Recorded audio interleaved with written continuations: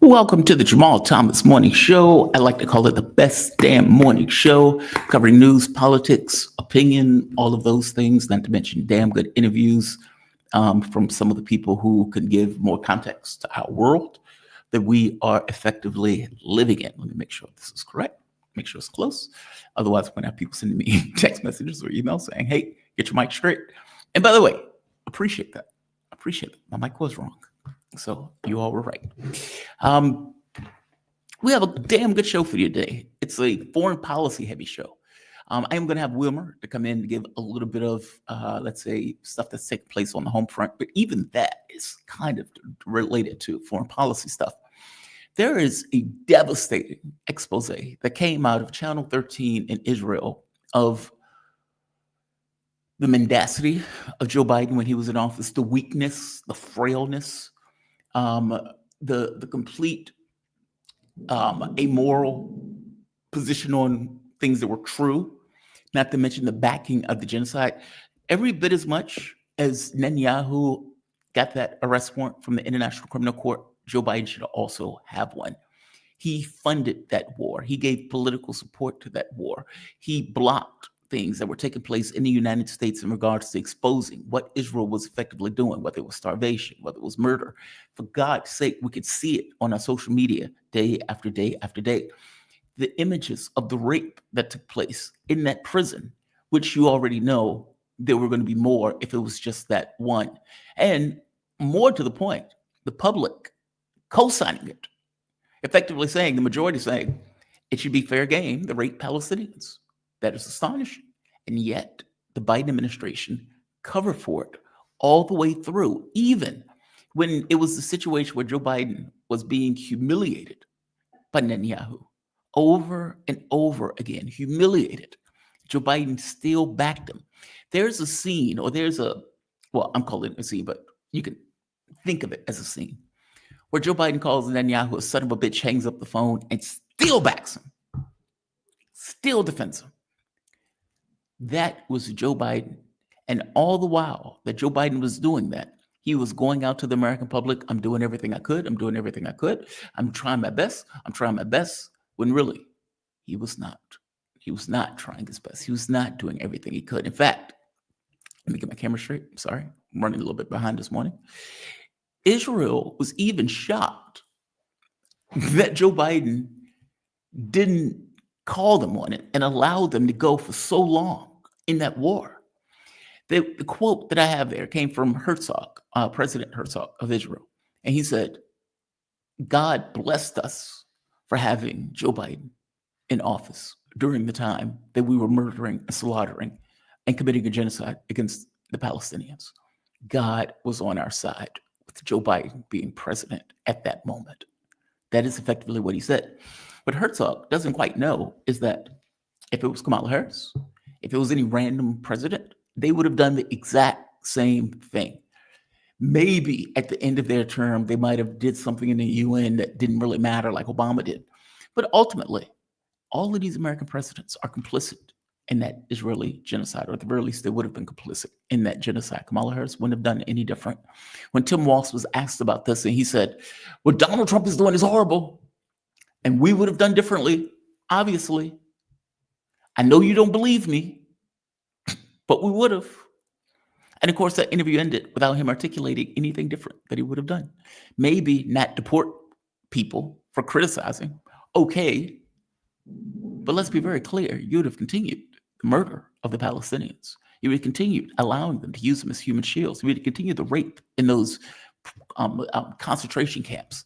You would have allowed them to continue the murder and the massacre of what was taking place in regards to the West Bank. You wouldn't have done much different. Let's be very clear. They bragged that we got Joe Biden under our thumb.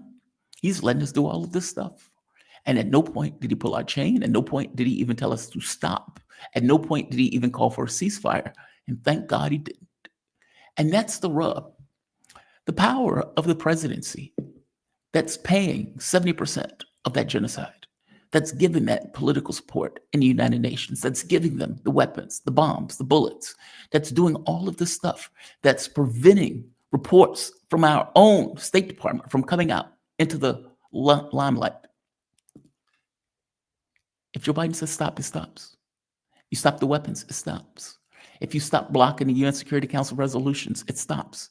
Meaning, all of these things were things that were in the purview of the presidency, that Joe Biden was too weak, too old, too stupid, too cognitively challenged to effectively, or too morally corrupt to do.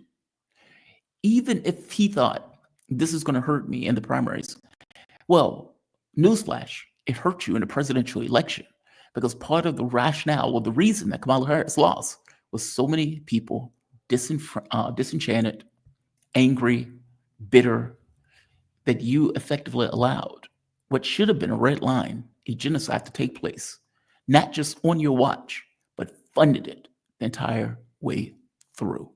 That is the legacy of Joe Biden, a frail old man that's going to drop dead within the next 5 years with a genocide, with blood, gallons of blood dripping off of his hands, every bit as much as what is taking place right now in Israel from the standpoint of the presidencies and the people who are in charge, or the prime minister, I should say. That will be Joe Biden's legacy. Somebody who got eaten alive by his own political party for being too out of his goddamn mind, effectively Weekend at Bernie's president, where they think the auto signer was the thing that was effectively writing policy, where Blinken and the people around him were effectively the ones leading him by the wrist. And to make it so bad, a humiliation on the world stage, where Maloney has to lead him away as he's wandering into the pastures, completely forgetting where he is, or where Obama has to lead him off stage, or that humiliating, devastating debate performance where Donald Trump ate him alive and he couldn't even string words together in order to make a coherent sentence to either defend himself or his own political priorities. That will be the legacy of Joe Biden. I am going to discuss this with Wilmer. I'm also going to discuss this with Colonel Wilkerson. I would imagine he knows Netanyahu. He was in office working under Colin Powell. It would be super interesting to get a behind-the-scenes view of stuff like this as they take place. So it was obvious at the time. And people like me were pointing out, Joe Biden is full of shit. I kept saying it. He's obviously lying. And come to find out, not just was he obviously lying, the level of mendacity is Herculean in comparison to what many people thought the lying actually was. So there is that. On top of that, Russia has, or Moscow, I should say, has reissued their surrender demand. Donald Trump comes out with his peace plan, if you want to call it that. I don't think we should call it a peace plan. I think we should call it a dead letter, but whatever. He comes out with it. And on top of coming out,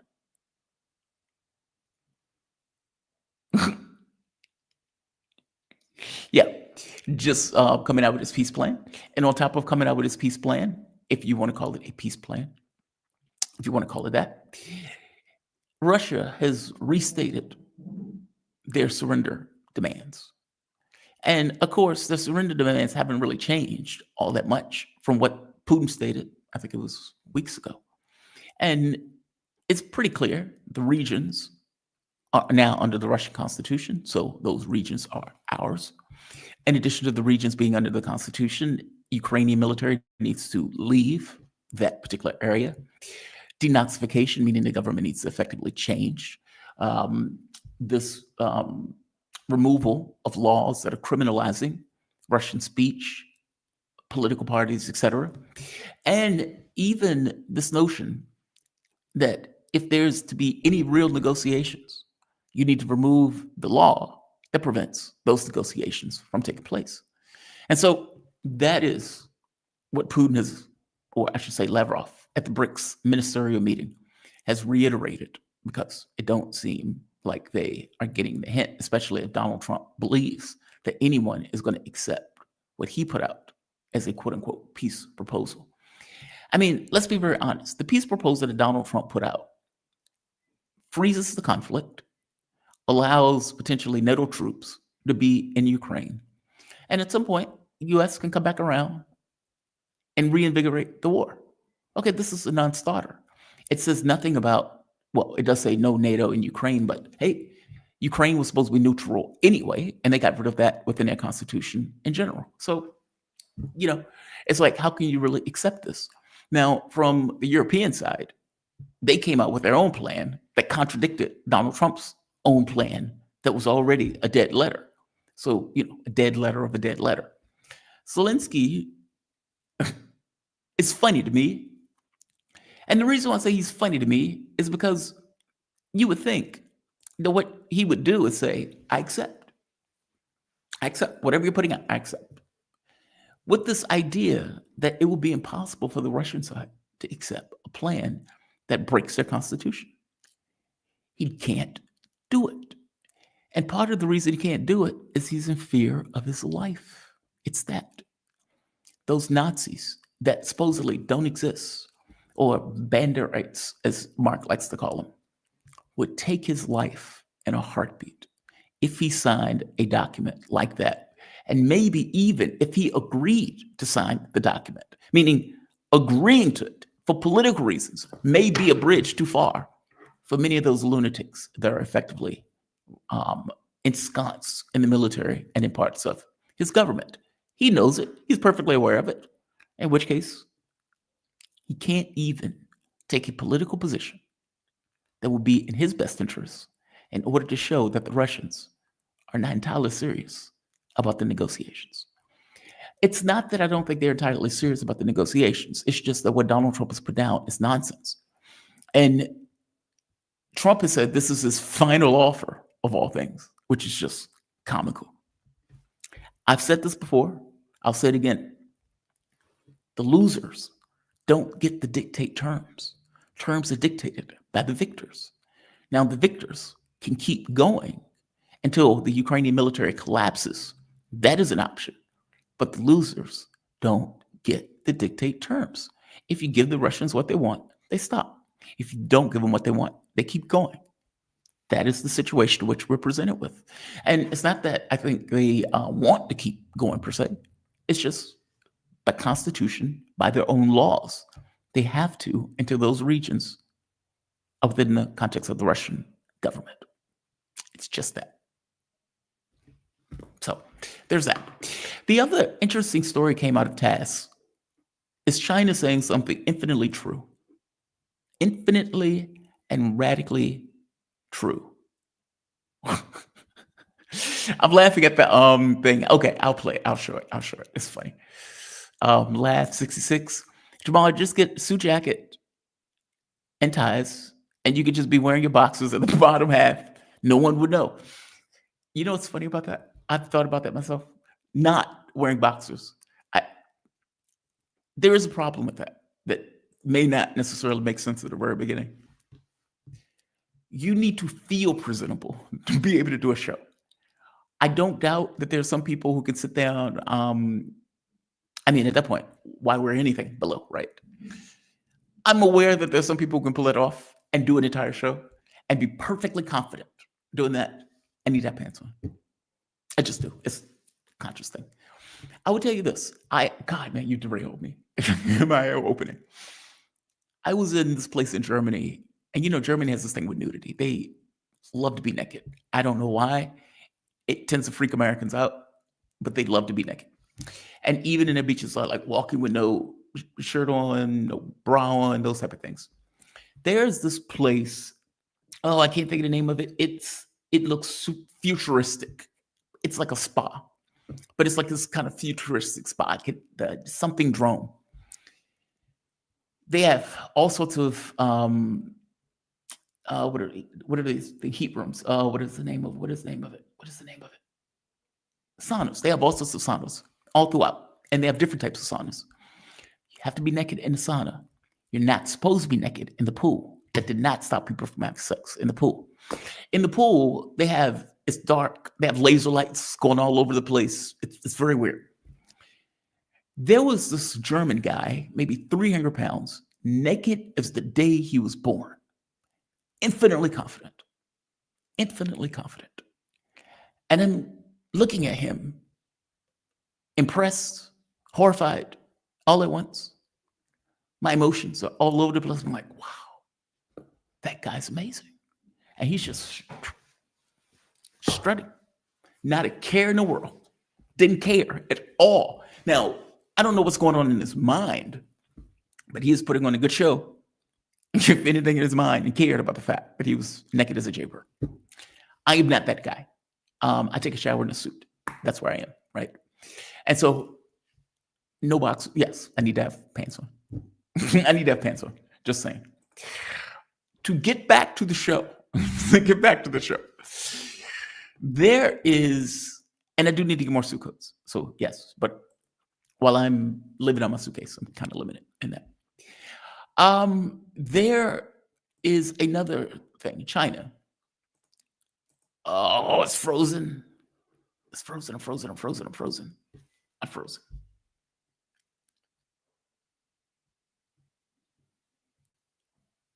Come back. And yes, that is going to be, that's going to happen.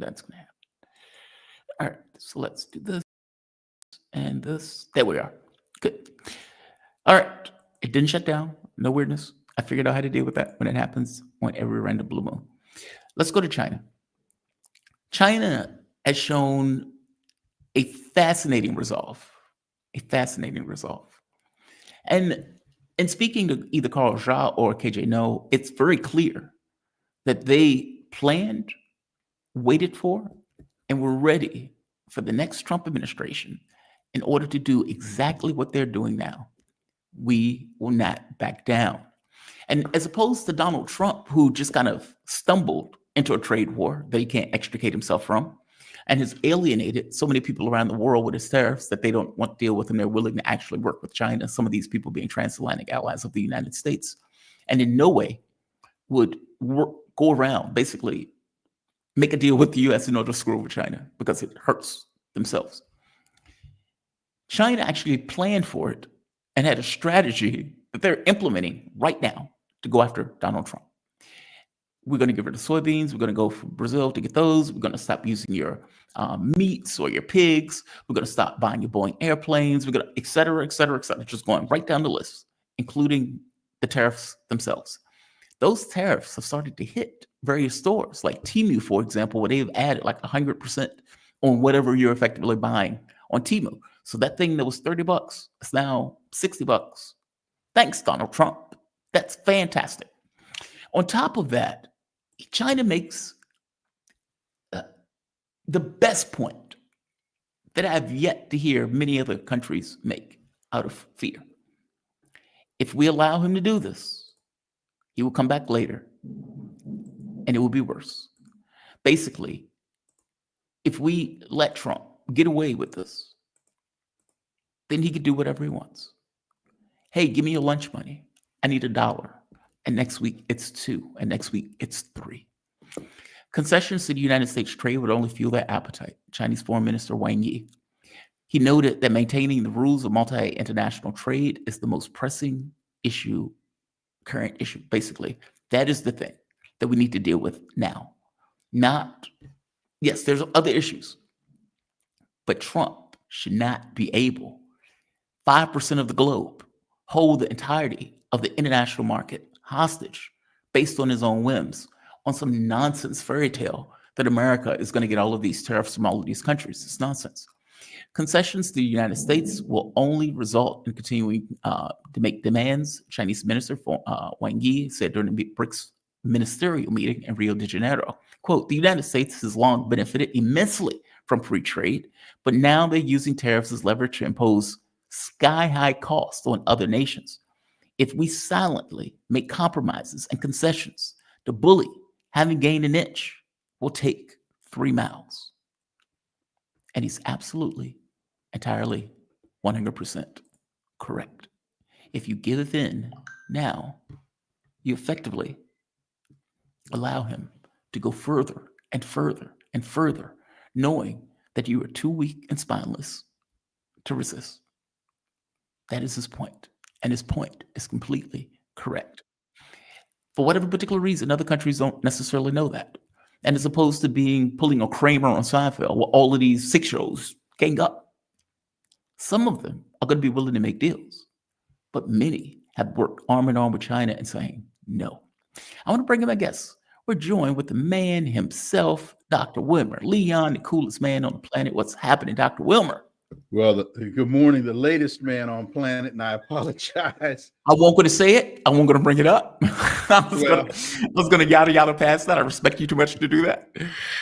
How you doing, man? You doing all right? Now that I'm here and where I'm supposed to be doing what I'm supposed to do, I'm fine. Fair enough. Good morning. Dr. Wilmer Leon. Greetings. He's a radio host, political scientist, nationally syndicated columnist, host of the YouTube show Connecting the Dots. And what is the name of the series show, just so people would know? Inside Issues with Wilmer Leon. Inside the Issues with Wilmer Leon. I've had the opportunity to be on that show. It is a fantastic show. They do jazz. Well, just like you make it that way. Well, the jazz helps it go down. The jazz helps the politics go down. Okay. There's several stories that I think I want to hit with you. I think the first one, though, the Israeli thing bugs me. The Israeli thing bugs me. And I guess it's not the Israeli thing. It's a Joe Biden thing. So Dropsite News, and it's not Dropsite, it's Channel 13, I believe, in Israel, no less, ran the story effectively pointing out that Israel was shocked at how weak, feckless Joe Biden was. They even point out at no point did Joe Biden tell him to stop. At no point did he push for a ceasefire. Even when he was humiliated, he still kept backing Netanyahu. He marginalized people in his own government, his own State Department, that were coming out with reports saying what Israel was doing. He gave them political support. He continued to give them 70% of the money that they were using to commit that genocide. And there's one scene in here where Joe Biden calls Netanyahu a son of a bitch, hangs up the phone, and still backs him. And I would imagine he called him a son of a bitch because he was being marginalized here in the United States. Because from the Israeli point of view, we want Trump. So if we make you look bad, so what? You're still going to support us. There's this part. God did the state of Israel a favor that Joe Biden was president during this period. We fought in Gaza for over a year, and the administration never came to us and said, ceasefire now. It never did.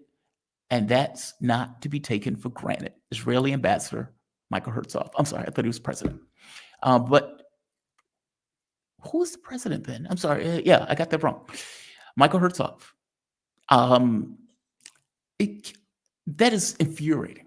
Mm-hmm. That is infuriating. Now, we knew Joe Biden was lying. Maybe not the scale of those lies, but we knew he was lying. We may not have known all of the moving parts behind the scenes. But this expose makes it very clear. Like Israel was bragging about how they were able to just kind of get away with all of the stuff, and that the president never picked up the phone and said, cut it out. Even, and one last point, when Joe Biden said, I'm going to stop the 2,000 bombs, Netanyahu came out and put a knife in him to humiliate him, in which case, eventually, he let him get the 2,000 bombs again in order to keep murdering Palestinians. Give me a take on this story. Is this just weakness? Is this an old man that shouldn't be in the job? Is this an old man out of his mind? Or is this somebody who's complicit that should be sitting right in The Hague with the ICC arrest warrant every bit as much as Netanyahu and Gallant? Give me your thoughts. Branko Marcetic has a very, very well done book called Joe Biden, Yesterday's Man. And I think this is a very clear example of why Branko entitled his book in the manner in which he did. You recall Biden sitting in the Oval Office with Netanyahu, and Biden says, I'm a Zionist. And Netanyahu nods and smiles and pats him on the knee and says, I think he either says you're an Irish Zionist or you're a Catholic Zionist. I can't remember. But the point being that not all Jews are Zionists and not all Zionists are Jews. this also, I believe, demonstrates the power and the effectiveness of lobbying, because who made those 2,000 bombs? Was it Raytheon? Was it Northrop Grumman? Was it Lockheed Martin? Uh, so that shows you the power, because it's not only the bombs, it's the planes, it's the bullets, it's it's the military industrial complex and the pressure that they are able to exert and place upon an administration, either through financing or through other means. It demonstrates the power of the Israeli lobby. And after all that, we get back to the point: Joe Biden is a Zionist. And that means he supports white supremacist, settler colonial, what's the word I'm looking for? Projects. So, no, it's not the fact he's an old man, because the very same mindset that we see that played itself out through his administration as it relates to the Palestinians is the same mindset that played itself out with the crime bill as it related to us. And the tactics that are being used in Palestine are the same tactics being played out here with us. So he is complicit in the atrocities. Therefore, he's a war criminal. Got my perfect agreement on that. And, in the old days, the last, I would say, progressive president that we've had in this country, Richard Nixon. When Richard Nixon was asked about this, I love this clip, because this clip, The question whether I felt it. right here, The I'm fact going to play this out. is It's a little that bit long, American but I'm going to Jews play this out. Because Richard Nixon makes a point today that seems to be lost on all of these presidents. And I don't know if it's because the presidents look at Israel as that's our outpost. That's our little colony, kind of like us. And we can break up the Middle East by having Israel as a little outpost and as a little colony. So yes, we need to give it money. We need to give it resources. If it needs to murder the Palestinians, God bless, they need to murder the Palestinians. Whatever it takes. We murdered the Native Americans here. They're doing the same thing there, so we need to cover it. Like, meaning the people in charge have an identity or have identify with it in this kind of Americanism way, with it's in our best interest to do all of this grimy stuff. And so we need to cover for it. I don't know what it is. Nixon, however, had a different take, weirdly enough. This is what Nixon had to say about it. And weirdly enough, people said what they want to say about Nixon. If I can find the thing to show it. Where is it? There we are. Here's Nixon. whether I felt it. The fact is that American Jews support Israel, and I understood that. And the fact is that every Jewish prime minister that I have known has enlisted American Jews to bring as much pressure as possible in the political process on American presidents. That's understandable. I don't object to it. Now, a president must not go along with it on occasion, because let me explain something about what is called the Jewish lobby in this country. In the first place, Jews, understandably, in the United States, because of what happened in World War II, because of the Holocaust, are going to put first priority on the survival of Israel. Now, as good Americans as they are, they believe that America's survival and security is directly related to Israel's. In other words, their belief is that being for Israel first means that does not mean you're putting America second, because they think it goes together. An American president, however, has to approach it in a different way, in my opinion. He's got always to think first of what is best for America. And that's true whether it has to do with the Israelis, or whether it has to do with the Irish or the Germans or what have you, or the Poles. Usually what is best for America is also best for Israel and vice versa. But on occasions, for example, an American president must make a decision that does not, in effect, give the Israelis a blank check. Richard Nixon. Think about that. It took Richard Nixon to say that. And he clear, coherent, competent in a way that I haven't seen a president in a very long time. And he's right. Like, and I don't think he's right about all of it, but the very basic point of an American president has to look out for American interests first. Full stop. Mm-hmm. And the notion that you're giving a foreign country a blank check, whether it's to commit a genocide, whether it's deporting people on behalf of that foreign country, whether it's bastardizing free speech for that foreign country, there's something inherently anti-American about all of it. And all of these political parties, they do it. Do you know what year that was? I don't know what year. Well, let me see. Here's why I asked that question. Because when you look at a circumstance like this, particularly as it relates to American Jews, Mhm. there's been kind of a cycle here. In the 50s, early 60s, if you talk to, for example, Professor Norman Finkelstein, Yeah. he will tell you that American Jewry was not pro-Israel, that his parents, his family, some of whom had suffered in the Holocaust, they were here in New York and in other cities in the United States. They were trying to make a living. They wanted to put that behind them. They wanted to move on. They wanted to be Americans. Mhm. And it was after the 6-Day War that Israel defeated Egypt that many of them then saw a strong Israel that they now saw as worthy of their support. So the dynamic started to shift in terms of the perception of Israel, not in the context of America, but in the context, in the mindset of American Jews.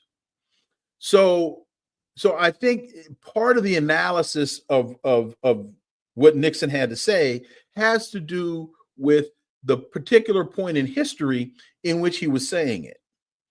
I think there's also an element of this that you have to remember. Some of the most anti-Semitic people in the country are WASPs, white Anglo-Saxon Protestants, like Richard Nixon. So particularly at that time. So he's looking at this not in terms of he has a different level of tolerance, one might say. So I think those are some of the elements. And then two, what I think has happened here in terms of where we are now in 2025 is the Jewish lobby has overplayed its hand. And they are now weaponizing because they have been weaponizing this for quite a while. They have ramped up the weaponization of anti-Semitism, and people now aren't falling for it anymore. It's no longer the threat that it used to be, because people are now understanding the difference between anti-Semitism and anti-Zionism. Right. And that's now, for example, with Mahmoud Khalil, you can see a lot of American Jewish organizations that are supporting him because they're saying, this has nothing to do with anti-Semitism. This is Zionism, which is a white supremacist, settler, colonial, political ideology. Yes. It has nothing to do with Judaism. It's amazing we can't use slavery like that. It's amazing. Like, meaning we can never get away with screaming slavery and being able to do whatever we want. Well, I think a lot of that has to do with, to a great degree, and I'm not saying this applies across the board, but for so long, as first Africans in America, and then after the 13th Amendment or after the 14th Amendment, African Americans. I always use that as the political demarcation point. Mhm. Too many of us have tried to, and too many of us still want to be loved and appreciated by America. We don't care about being respected, and we damn sure don't care about being feared. We want to be Americans. Yeah. General Michael Langley. We want to be loved by America. And so many of us are willing to be used, as the piece I wrote a year ago, The Dangers of Minstrel Diplomacy in America. We are willing to be the black face on American imperialism. Yeah, I see. Vice Yeah. President Kamala Harris, Obama. Barack Obama, Hakeem Jeffries. Kamala and Hakeem, they go to CARICOM trying to convince those black nations to be the black face on America's invasion of Haiti. Mm-hmm. Secretary of Defense Colin Powell and what's his name? The one that just in the Trump administration. I know you're talking about. I know exactly what you're talking about. Oh, what is his name? Yeah, the tall one. I know you're talking about. He looks like He goes to Kenya and gives Ruto the check. They're more than happy to sell imperialism at the expense of black people. We want to be loved and appreciated by America. We don't care about being respected. Well, I don't think Colin Powell feels that way now. He might have felt that way then. And of course, I'd be remiss if I didn't point this out at the same time while I'm on this topic.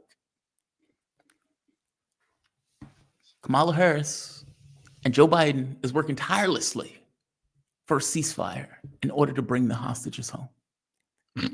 By the way, she got a lot of heat for that when she said that, because nobody believed that they were doing that.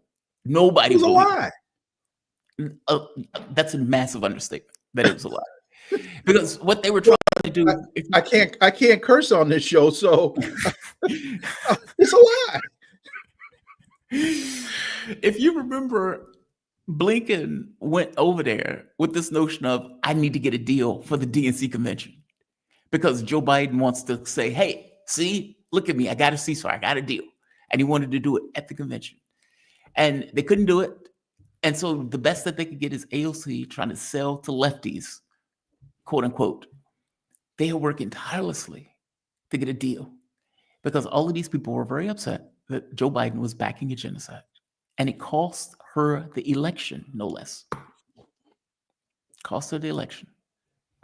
You meant cost Kamala the election? Yeah. Oh, All those yeah. people didn't show up. Yeah. And go into something for me. For people who say, well, Donald Trump is doing the same thing. What do you say to people like that? Well, he is. I mean, you mean, well, wait a minute. Let me sure I understand your question. When you say, what do I say to people that say, when you say the same thing, what's the same thing? Like when Democrats would say, well, you should have voted for Harris because Donald Trump is doing the same thing that Joe Biden was doing. So why does it matter to you if they're both doing the same thing? Because they're wrong. Yeah. Because they're wrong. And so why would I vote for wrong? That is just idiocy to me. Yeah. Well, you see, so it's just wrong. It's genocide. You can't vote for genocide. I don't care if Kamala Harris, she's a hell of a lot more attractive than Donald Trump. I don't care if she's fine as frog's hair. It's wrong. And so that argument is just idiocy. Hey, Kamala, why didn't you stand on the side of right? Yeah. That, so what will be the differences between a Harris administration and a Biden administration? There won't be any difference. Well, then what? They make that argument, by the way. They would say, well, No, they try to make that argument. mhm. They try to make that argument, but it's idiocy. And that's why, that's one of the reasons why they're in the same boat today that they were in November. They don't have a plan. They don't have a narrative. They aren't offering anybody anything. All they're telling us is Donald Trump is evil and Donald Trump is an idiot. We know that. He tells us that every damn day. Tell me something new. But Mhm. there's an asterisk on that. Okay. Democratic plan, the idiot thing, just to make the point clear. This was Trump outside. Listen to what he says. What he's saying here, by the way, is nonsense. Complete and utter nonsense. Usually. But I want to play the clip because I want to make the point of Republicans are going to suffer for this. They're going to suffer for this. And whether Democrats have a narrative or not, the Nancy Pelosi playbook may actually end up, unfortunately, working in their favor. Listen to what he says. We're going to be taking in a tremendous amount of money. We're going to be taking in a lot of jobs, a lot of plants and factories. They're already coming. I mean, you see it. And we're going to make a lot of money, and we're going to cut taxes for the people of this country. It'll take a little while before we do that. But we're going to be cutting taxes. And it's possible we'll do a complete tax cut, because I think the tariff will be enough to cut all of the income tax. Now, we have a lot of debt that's been left to us, unfortunately, over many years. He's effectively arguing, I'm going to kill this clip. He's effectively arguing that the tariffs are going to make so much money that he's going to be able to cut taxes for people, let's say like under $200,000 in its entirety. This is nonsense, complete nonsense. But this is the nonsense he's been running with the whole tariff thing as layoffs take place, as prices go up. He's been arguing, hey, the price of eggs have gone down. Donald Trump doesn't make his own groceries. How would he know, right? So here's my point. When the polling comes out, this guy from CNN, who's very excitable, he's fun to watch. Listen to what he says here, because I've made this argument myself. When the midterms come, there's going to be a referendum on Trump. He's so ubiquitous. He's everywhere. And all of these Republicans are going in lockstep with whatever he particularly wants. And because of that, when the public is voting, then they're going to be voting on the individual Congress member. They're going to be voting on Trump. This is CNN reviewing the expectations for the race and where the polling is trending so far. All in the polls won't bring them down as well. Well, they are living on Fantasy Island. What are we talking about here? Let's take a look at the generic congressional ballot. Democrats versus Republicans. We have 3 polls out within the last few weeks. What do they all show? They all show the Democrats up by 2 points in the CNBC poll. The Fox News poll that was out on Friday, look at that. Democrats up by 7. The New York Times poll that was out this Friday as well, but Democrats by 3. And keep in mind, the House GOP won the popular vote back in 2024 by a little less than 3 percentage points. So when you see 3, 7, 2, averaging 4, that is a tremendous shift. That is a shift of 7 points from the November 2024 elections away from the GOP to the House Democrats. Donald Trump dragging down the House Republicans. And this was kind of my thing, right? When Democrats are making this argument, stay out of it. Let them collapse. We don't have to have any substance. We don't have to believe anything. We don't have to do anything. Let them fail on their own. That is what they're talking about. That is what they're talking about. And that sucks so bad.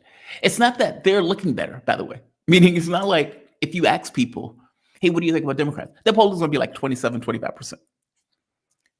But what he is doing is so over the top that the public still looks at it and says, okay, we got to get him out. We got to get these people out.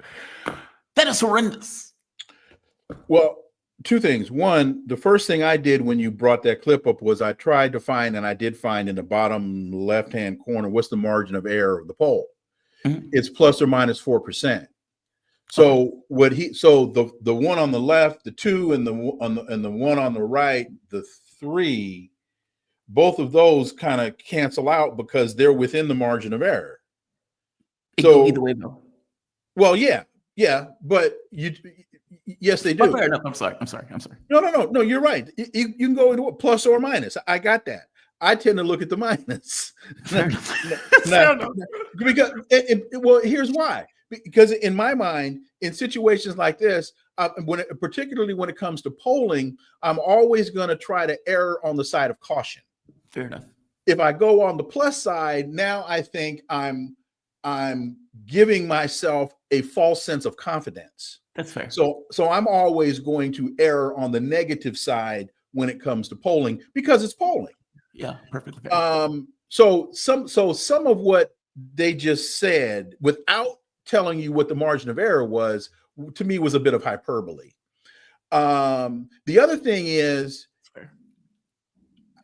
one of the big, or one of the two big issues I see, particularly with the Democrats, is they seem to want to focus on winning or losing, not focus on governing. Right. So they want to look at the very, very short term. I think we need to be looking at the long term. And when you look at the long term, they're not taking us anywhere. Yeah. So they may take back the House. They may take back the Senate in 26 in the midterms. But my question then becomes, so now what are you going to do? Right. Where are you going to take me? You got me in the car. So now where are we going? And you're taking me nowhere. So let me out the car. Let me find somebody that's actually going to take me someplace and take me someplace I want to go. But see, I think they've gamed the system. I mean, and what I mean by that, the two political parties, they've realized if you don't give people a choice, then they don't have a choice. It's that.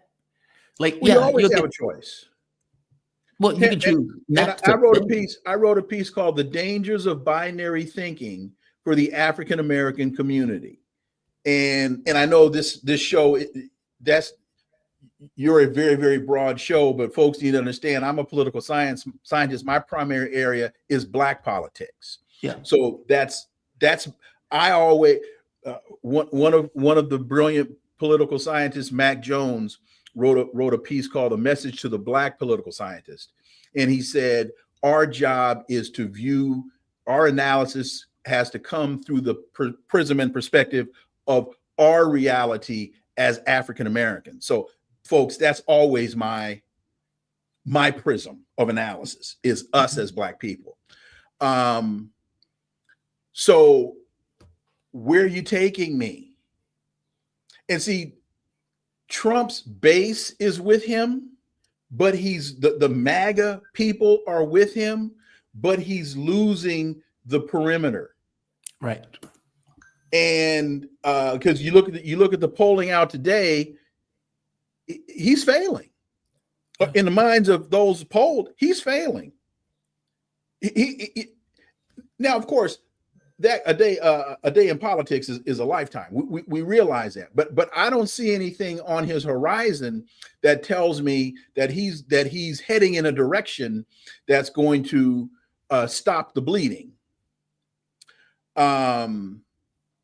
But again, the Democrats are focused on winning. I don't hear anything from them that tells me that they're focusing on governing.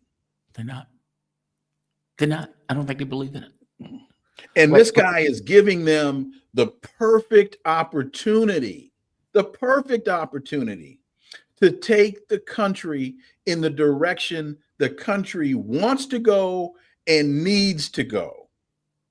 And the Democrats, because they're paid by many of the same benefactors that are paying the Republicans, we're dealing with two wings on the same bird.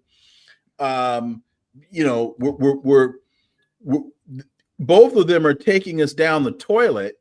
It's just a matter of which way the toilet's spinning, because we know in North America, it spins in a different direction than it does in Australia.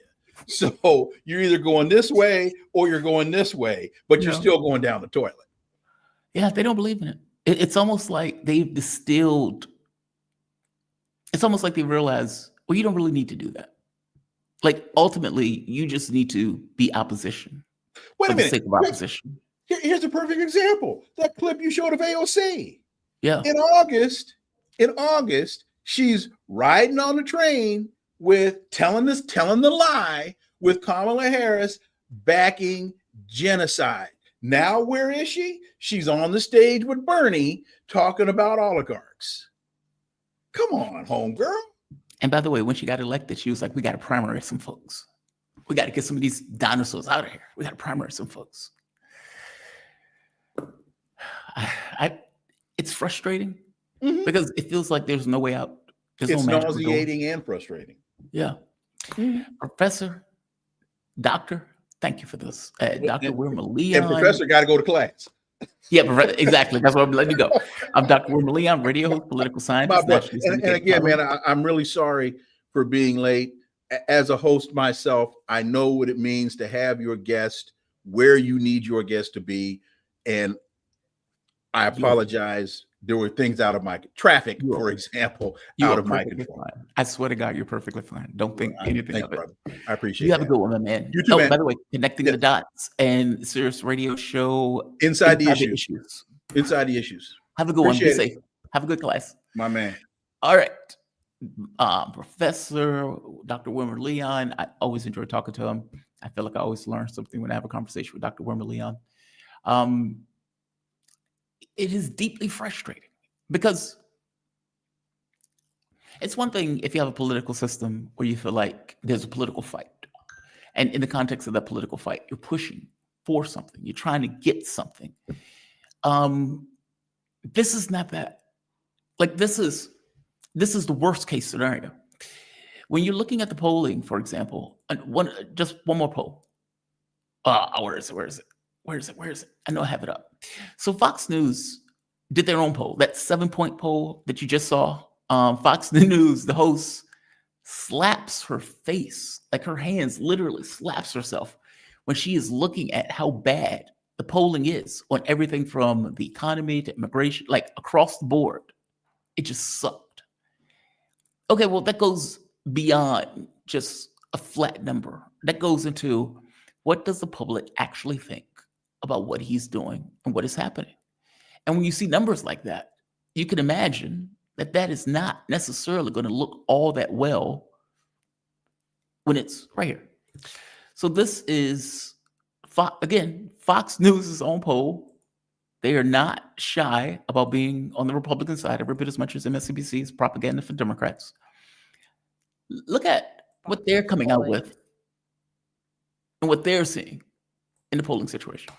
This is President Trump's job approval rating on taxes, 38% approve, 53% disapprove. This is Fox News polling.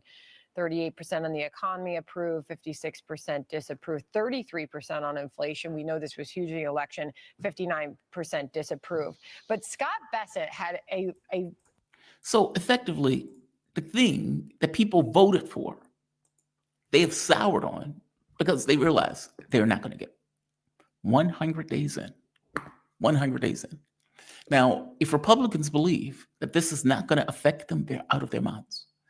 Because the reality of it is, as I made the point before, Donald Trump is everywhere. Every time you turn on your TV, anytime you look on the web, even in social media, even on independent news, for God's sake, I'm talking about him right now, right? because he's so ubiquitous, because he's so everywhere, because he's so big in regards to his personality, and because he's been able to knuckle the Republicans, to bend them into form, that when the public is making a decision on a Republican who's running, there may be some who buck the trend, but for the most part, what they're going to be viewing is Trump, a little Trump. Mike Johnson is of the belief that, well, it's a roller coaster. Sometimes you win, sometimes you lose. I think Mike Johnson is out of his mind. I think when they go to the midterms, what the public is going to be voted on, this man has no wins. He didn't stop the war in overnight in the way that he said he was going to stop the war overnight. And not just didn't stop the war overnight, maybe going to war with Iran. He's bombing the Houthis. He lied about the quote unquote peace deal that was taking place in Israel as a massacre Palestinians. Again, something that much of the public at this point is against Israel on. That's what they're going to see.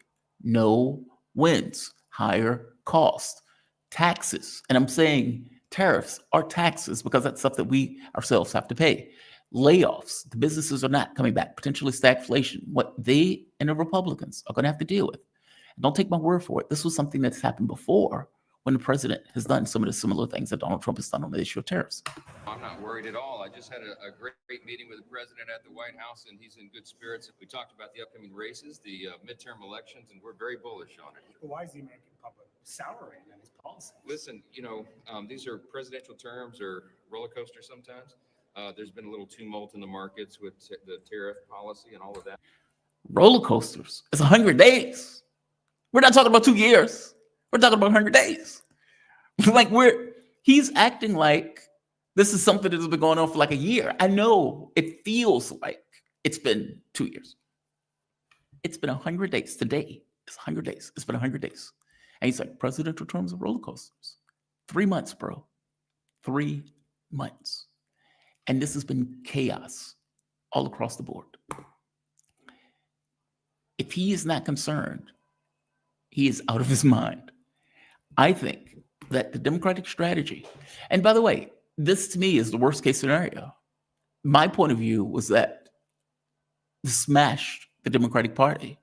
And when it cobbles something together, that the thing that it cobbles together may be different than the trash that came before the thing that's there now. That is not the case. That is not the lesson that they learned from this. What they learned from it was Trump is such a disaster that we don't need to say anything. We don't need to do anything. We'll work behind the scenes. We'll just kind of let it go.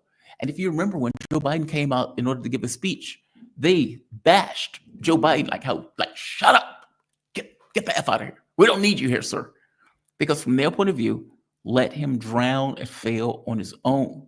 Now, what this means, though, there's no substance. There's been no changes.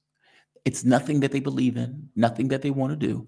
As Dr. Wilmer pointed out, getting power to do what with?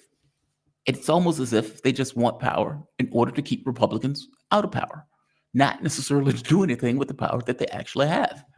It is a worst case scenario. There's no magical door. There's no way out. You get 2 political parties. There is no third party option that is viable.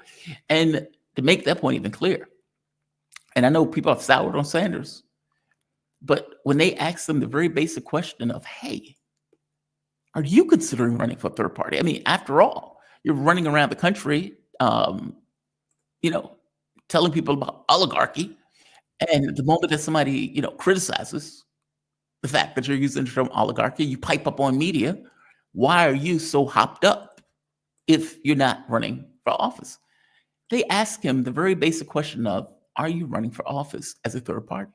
Tour, you and Congresswoman Alexandria Ocasio-Cortez have been crisscrossing the country, warning of an emerging oligarchy. Senator, you told the New York Times, I'm going to read this quote, one of the aspects of this tour is to try to rally people to get engaged in the political process and run as independents outside of the Democratic Party.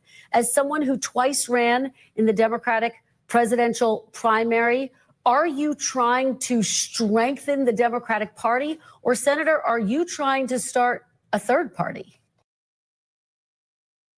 Fantastic question. Fantastic question. Fantastic question. You are an independent senator from Vermont. You are telling people, hey, you need to run outside of the the two-party system. That's what you need to do. I'm Bernie Sanders. I want you guys to go and do that. All right, fair enough. Independent senator from Vermont that ran in the Democratic Party twice. Fair enough. You didn't pull a Ross Perot. You ran in the party structure. Are you trying to get people or create a third party considering you are telling people to run outside the party structure? Damn good question. What does the independent senator from Vermont have to say for himself? What do you think he says in this moment? If you had to guess, put your answers below. What do you think he says here? Now, we're not trying to start a third party. What we're trying to do is strengthen American democracy, where faith in both the Democratic and Republican parties right now is extremely low. We are living, Kristen, in the richest country in the history of the world. And yet... Yeah,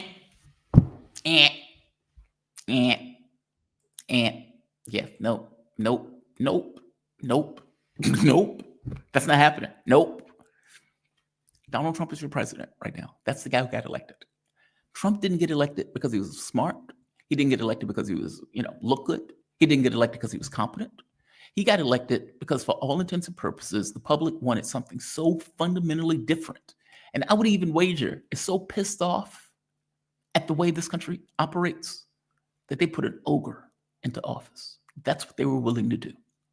And your answer to that question is, well, I'm trying to strengthen the political system and make the political system better. You have two political parties. Both are trash.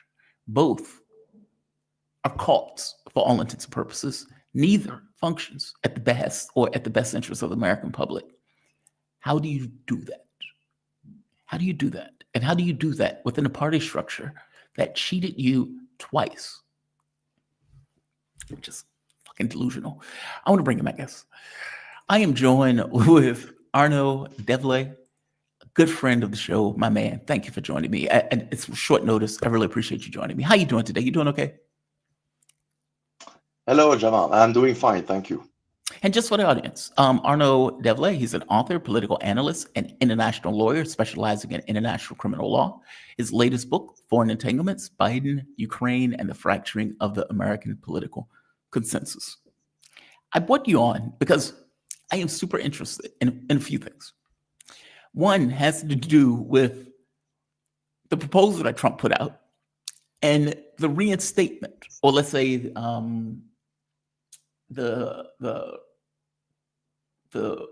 what's the word I'm looking for? Restatement. I'll go with that, of Putin's, or let's say Moscow's, political position that I'm calling a surrender document. And the reason why I call it a surrender document is because, for all intents and purposes, that's what it is. The loser doesn't get to dictate terms. And what Moscow is outlining are the terms of Washington's and Ukraine's surrender. I'll reiterate. And keep in mind, he's putting this out there at the BRICS summit. And this is after Donald Trump puts out his final peace plan that he is potentially going to walk if he doesn't get what he wants in his peace plan, that neither side, by the way, Zelensky, the European Union, or Russia would ever accept, because the plan from the Russian side is just ludicrous. Ukraine must repeal its legal ban on negotiations with Russia. There's that. Ukraine must not join NATO and must maintain a neutral, non-aligned status. Ukraine must address the consequences of the neo-Nazi regime in Kiev, including reversing laws and actions aimed at it. I'll just show it to the audience. I'm just reading it as opposed to just showing it. Let me do this. And yes, they're still doing construction. I can't do anything about it. I'm sorry. Ukraine must address the consequences of the neo-Nazi regime. This is the denazification. Ukraine must accept the international recognition of Russia's sovereignty over Crimea, Sevastopol, Donetsk, Lugansk People's Republics, Kherson, and Zaporozhye regions. Oh, that's going to be hard. That's going to require a surrender, an unconditional surrender, which is interesting. And I want to get your take on that. Lavrov emphasized that any commitments made by Kiev must be legally binding, enforceable, and permanent. Again, that's going to be hard. That's interesting that he's putting that in. He also stated that Russia's broader demands include demilitarization, denazification of Ukraine, lifting of Western sanctions. You're not going to get that.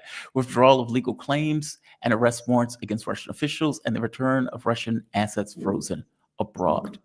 Now, I want to get your take on a few of these because I'm super interested in how they plan to get two of these. And that goes to this larger point of how do you end the war? So right here, Ukraine must address the consequences of the neo-Nazi regime in Kiev, reversing the actions aimed at elimination of Russian language, media, culture, traditions, canonical orthodoxy. Ukraine must accept the international recognition of Russia's sovereignty over Crimea, Sevastopol, Donetsk, Lugansk People's Republic, Kherson, Zaporozhye. How do you do that? How do you do that? Well, let's just stop at the second point, I think, of the conditions, the one bearing on Kiev having to own up essentially to its own deeds, but also what it is. It's very interesting, and in a way, and as you mentioned, the only way this could happen is unconditional surrender, not unlike what we've seen in 1945 in Germany, with an international tribunal putting on trial not only the Kiev regime, but also the ideology and by extension, those who propped it up from outside, and those who to this day in Western Europe, at least still in Western Europe, maybe less so in the United States now, are somewhat facilitating it through the Russophobia.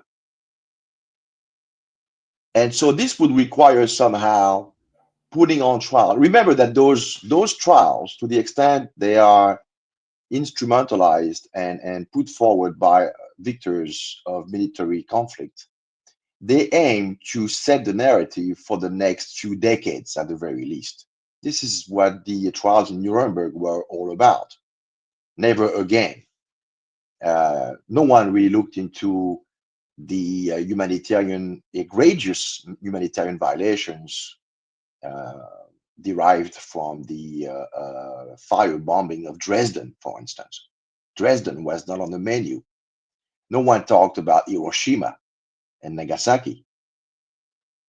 No one talked about the forced transfer of German population after the conflict. So it's only focused on certain things, but not others. And in that respect, it's interesting because this always gets me to think about the introduction statement, the opening statement of the Nuremberg chief prosecutor, Robert Jackson, who basically, to make a long story short, said that you should be careful about this victor's justice slippery slope thing, so that down the road, in the SPA's history as a way of playing, cynically and ironically with coincidences and changes of alliance, you don't find yourself in the very position that the German High Command is finding itself into, and you get to be judged by their descendants. In other words, that's what he meant. So if you politicize, somehow the what should I call it? The narrative, using international law, by only judging certain acts but not others, you open a whole can of worms so that down the road you might find yourself in the dock. And this is exactly where we're heading to here. I mean, we have all the elements. We have an international conflict, albeit through proxy, but it is an international conflict for all intended purposes. It's the whole of NATO, 50 plus countries, more or less, arrayed against the Russian Federation and its allies, since we found out a couple of days ago that North Korea was assisting the Russian Federation in the Kursk Oblast operation. So you would say basically that Russia and North Korea were fighting the 21st century version of fascism, since the Banderites, never made any secrets of their nostalgic, their longing for the ideology which prevailed in West Germany, in Germany 80 years ago.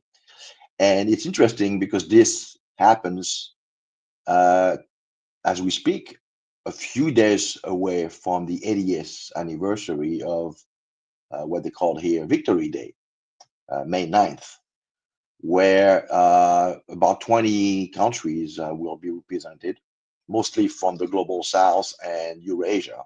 None of the part of the world that used to be allied to the then Soviet Union in defeating Nazi Germany, fascist Italy, and Imperial Japan.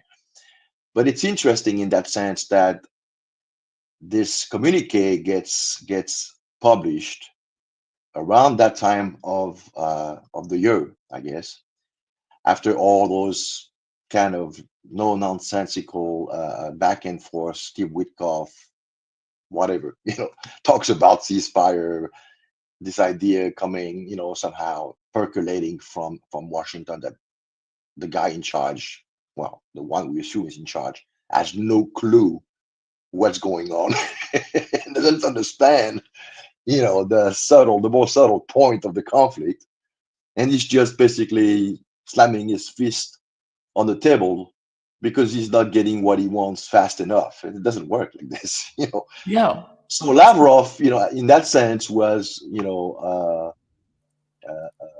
well inspired to somehow, recenter the debate, and reiterate what has been known for months, if not for at least 3 years now, in as far as Russians' conditions. Yeah. We're not going to do a ceasefire for the sake of a ceasefire. We want to get somehow an understanding, a framework, in principle, a memorandum of understanding as to what the fundamental causes of this conflict are about, and exterior signs from negotiating partner with maybe, a trust building measures to boot, that we are serious about initiating such a process. Otherwise, there's no point whatsoever. I mean, it's a waste of time, and Moscow is not going to be allowing itself to be hoodwinked in a Minsk III agreement. And to the extent Trump, wants to walk away, as he said several times, well, let him walk away. I mean, but that's a fundamental point here, is that, if we are to call into account what is set an historical and legal record of what happened in Kiev, not only the last 11 years, but if we are really, perfectible about it, probably going back to the late 1950s, since the Banderite were somewhat assisted by the CIA as far as back as the late 1950s. We know that now. They were keeping them under the ready to be exploited again at the right moment. So anyway, but this, as you can see, is, some would say it's a maximalist demand. But again, as you said, I mean, who won the conflict? If at the current moment, the conflict is won by the Russian Federation and its allies. Yeah. And so they are going to be demanding accountability, and they're going to be demanding an inspection, a self-introspection, so to speak, from those countries who somehow, despite everything that had been set in stone, so we thought back in 45, 46 during the Nuremberg trial, allowed the beast to be unleashed again.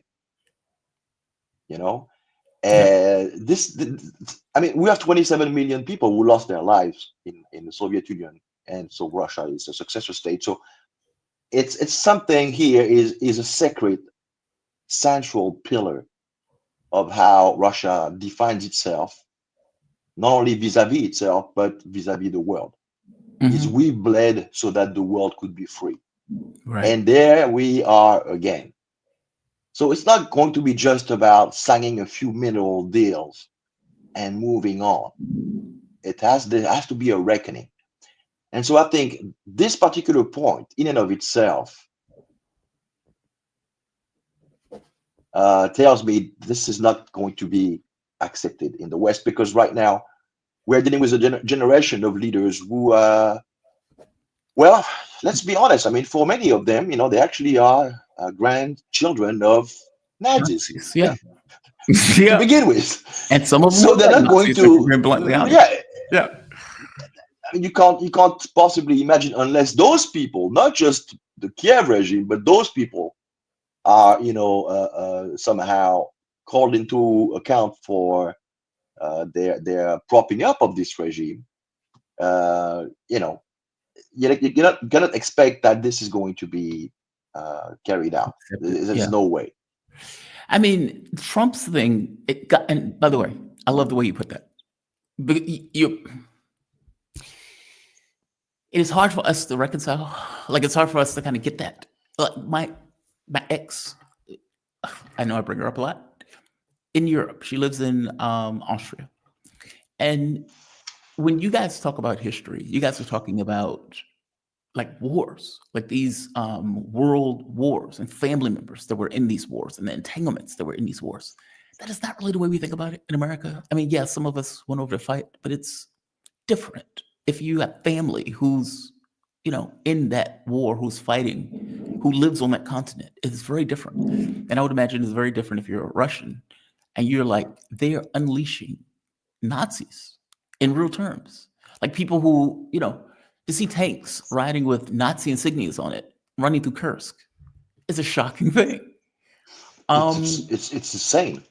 Yeah, but nothing is sacred to them in this way. They have political objectives that they want to accomplish, and they are willing to use whoever, whatever is willing to carry a gun in order to accomplish those political objectives. Even something that was ideally destroyed back in the 40s. And so, yeah, I can imagine if you're a Russian, this thing that's sacred is being desecrated in real terms in a way that they don't quite get or they don't quite see. And certainly somebody who like Donald Trump, who only thinks of himself, is never going to understand. I mean, like, think of the plan that he put forth. Like, one of the items, and I'm going to go back to Lavrov for a moment, but just to show how absurd this plan is. And this plan, you could almost think of it, is it a plan to fail, right? Ukraine regains control of Zaporozhye nuclear power plant through U.S. control and administration of the plant, with electricity distributed to both sides, and also Kavka Dam. So territory that is under the Russian Constitution that was fought for and won in blood is supposed to be given back to Ukraine, and that the U.S. is going to administer in Russia. Are you serious? Like you see that and you think to yourself, okay, this is absurd. This is Where's there's the price of blood, you're right, but there's also the fact that if you hand over the NPP in Zaporozhye, they're going to be using it to power factories which are going to be resuming making weapons. That's why they need it. So Yes.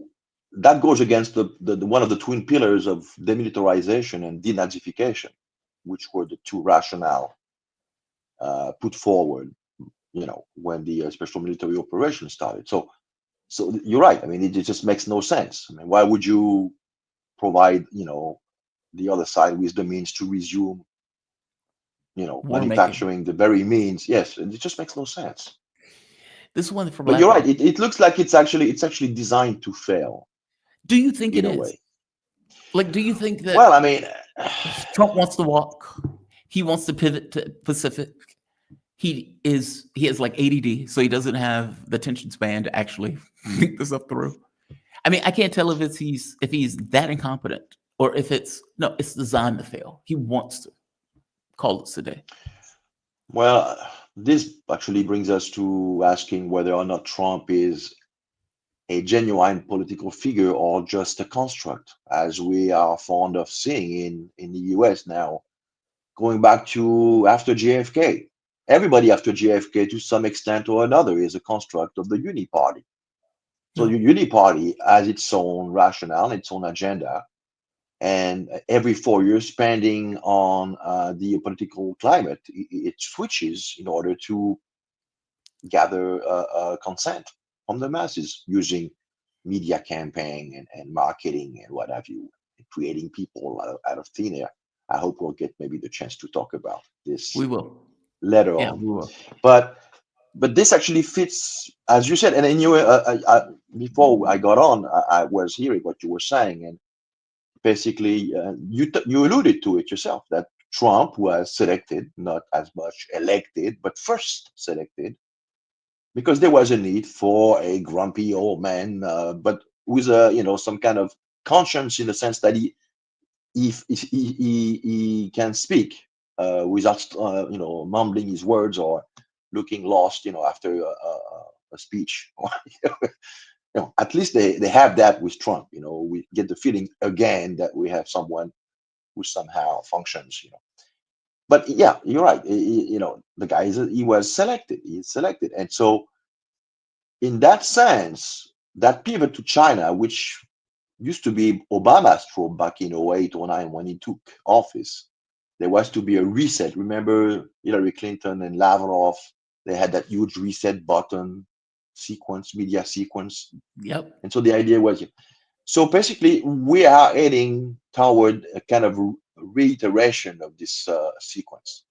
Is that for now, for whatever reason, we're not going to make it too public, because it would require the public to investigate why is it that we can't get what we want, vis-a-vis putting Russia, spreading Russia to the four winds, because we require them to realize that we're not as strong as we claim to be to begin with, or we're not the superpower or hyperpower like Hubert Védrine, a former French foreign minister, used to say back in 96. Mm-hmm. The emperor has, if not no clothes, at least his cape is shredded. So, but yeah, that's the idea right now. And so this whole kind of dancing around, that we've seen the last few weeks, it's all about that. It's trying to kind of put the kettle pot on the back burner until we get a chance down the road to resume, to the extent circumstances have changed either in the West or in Russia, so that we can resume that. Right. Because again, I mean, you go after China, fine. You do the pivot to the Pacific. You go after China. Whatever happens, happens. To the extent your goals are accomplished in the Pacific, what do you do then? You recenter your focus on Russia, because this is what the American deep state uniparty is all about. It's all about seeking new markets, going back to Theodore Roosevelt, and going back even before that to the Manifest Destiny. There was a few delay with the Civil War, because you had to bring the South into line as far as the industrial model was concerned.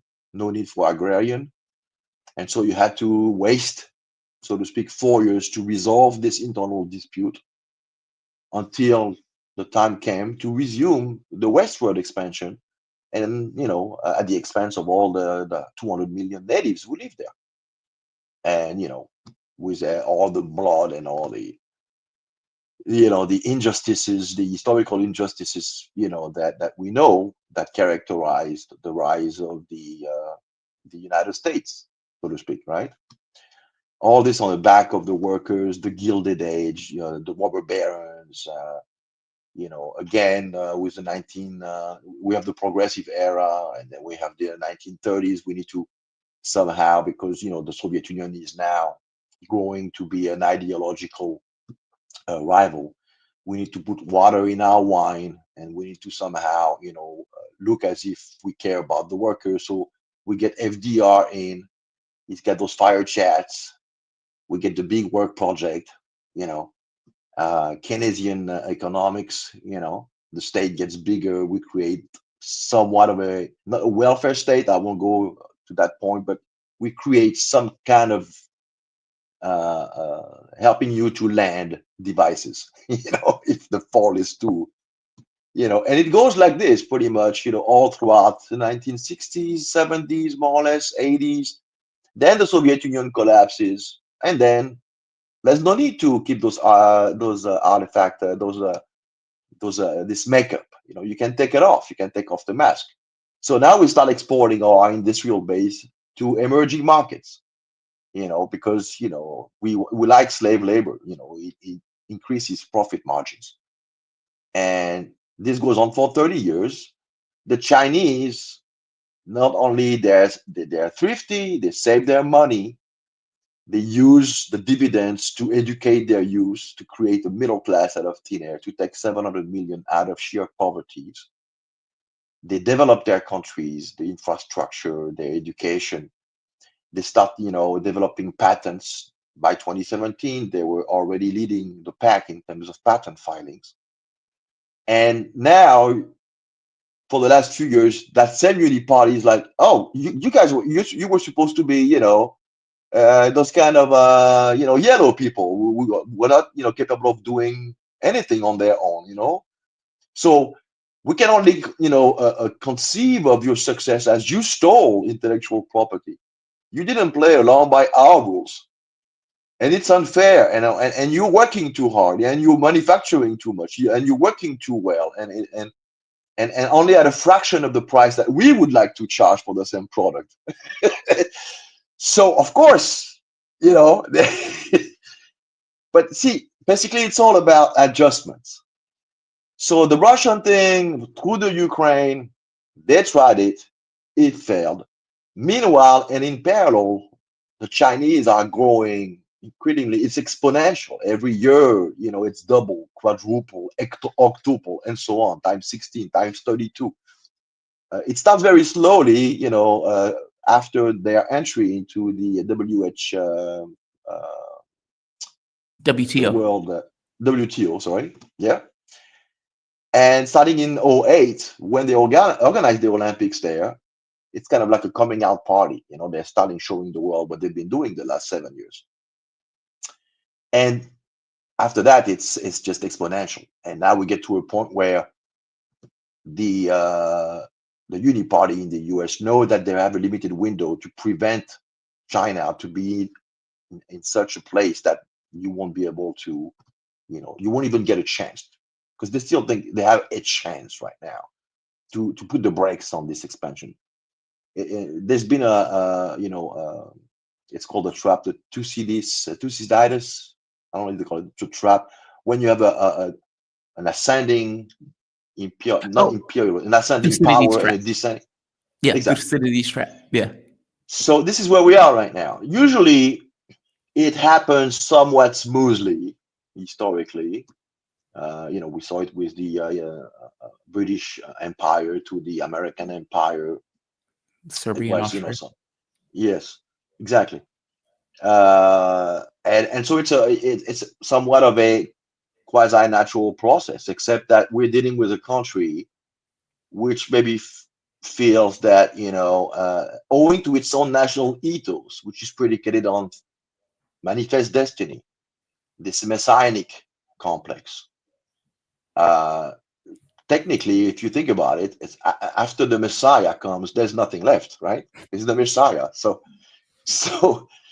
they cannot conceive deep down in their psyche that they've got to hand over the baton and just become one of the boys. Welcome to the club. Welcome to normality.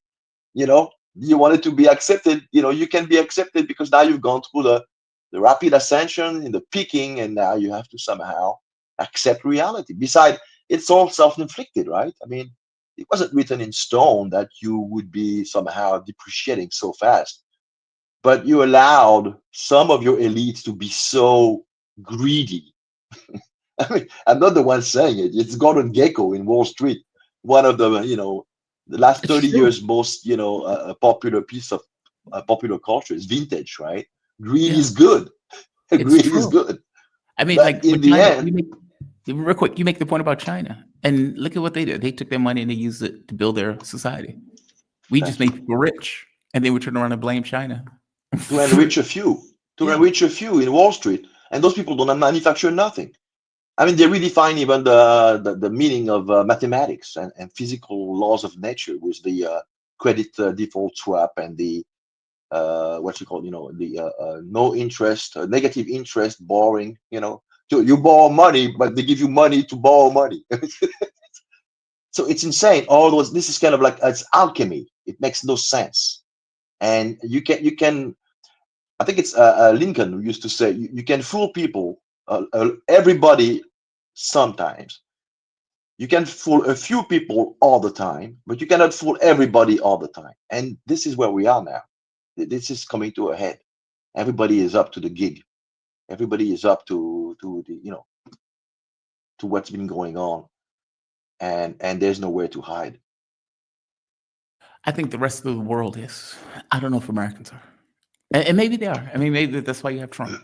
Like, I think there's an anger that's in the public that's not expressed, or that can't be expressed, because you have two. Yeah, but the political question parties. is whether Trump is actually co-opted and or selected, whichever term you want to use, as a means to control this anger, or is he really himself a natural expression of this kind of like I see what you after mean. I see what you mean. Is he the haze of manufactured? drunkenness morning? Yeah. Yes, he I mean, might just be deployed as a mean to control this anger until they get the AI going, until they can get everybody, in the matrix, so to speak, so they can prevent any kind of, mass movement, which might call into question the fundamentals of how the country is being run. I guess That's my take on it. I mean, for my take on Trump, I don't know if he's. See, I tend to believe that this stuff is not necessarily manufactured. That the public. It goes depends if through you talk phases. about Trump 2016 or Trump 2024. Trump 2016 won it. That's He two just won it. different characters. Yeah. Well, in 2016, he was really a maverick. He was really a guy who, was not controlled. I mean, to the extent, yeah, we're always somehow dependent or reliant on something somehow. But in the general way of American political life, he was a maverick. Tried and Trump true. 2024 is different, though. I mean, but keep in mind, they nearly killed him. In they 2024, yeah. All the Yeah, prosecution. but they realized late into the game, because they were still, I guess, some of the handlers, some of those, Wizard of Oz behind the curtain. They're so like fighting yesterday's war, even involving the selection of candidates and people that they can, place. Mhm. That you're right, until very late, until at least July 13th. They might have thought that, yeah, they could get rid of him through lawfare, through maybe physical elimination, through ruining him, But even that, they realized that they couldn't do it, so they had no choice. Somebody at some point said, if we keep doing this, we might as well co-opt him in, rather than make an outright enemy of him, and then all bets are off. We don't know what may come out of this. So let's ascribe ourselves into the dynamics and try to control the momentum. We'll make him a deal. They have a lot of ways to get you to play ball. Mhm. I mean, the guy is 78, so most of his life is behind him. But he has kids, and they can go after his kids. Yes, of course. I mean, let me give you an example of what I mean. He comes up with a deal. It's very possible that I don't know if Trump knows anything about this stuff. I don't think he has anything sacred in the way that you were describing it.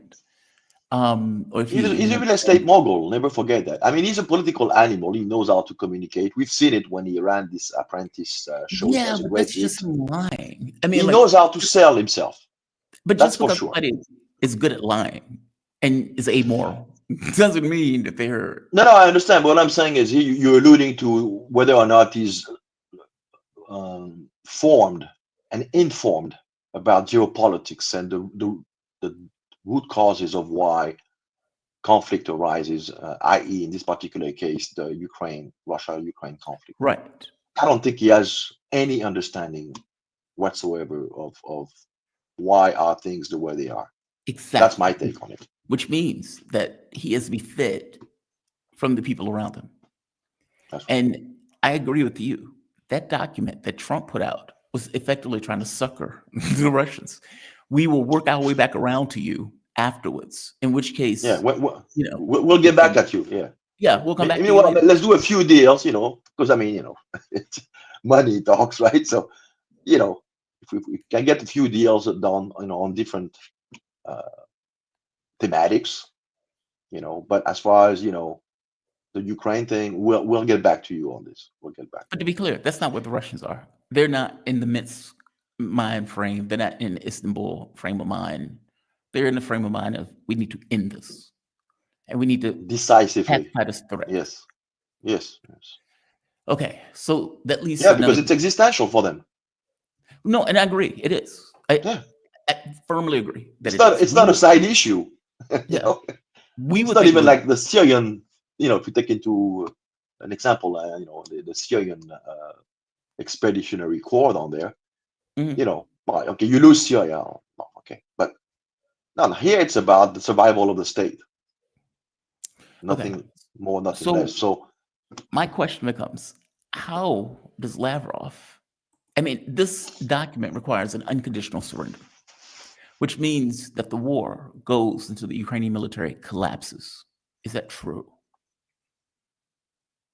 well, if we're consistent in examining the feasibility of putting into application all those points, and we juxtapose this feasibility with the current status quo in Western Europe and the kind of stupid games being played diplomatically for the last 3 months, we can only assume that the only solution is going to be, made possible through military victory, outright victory.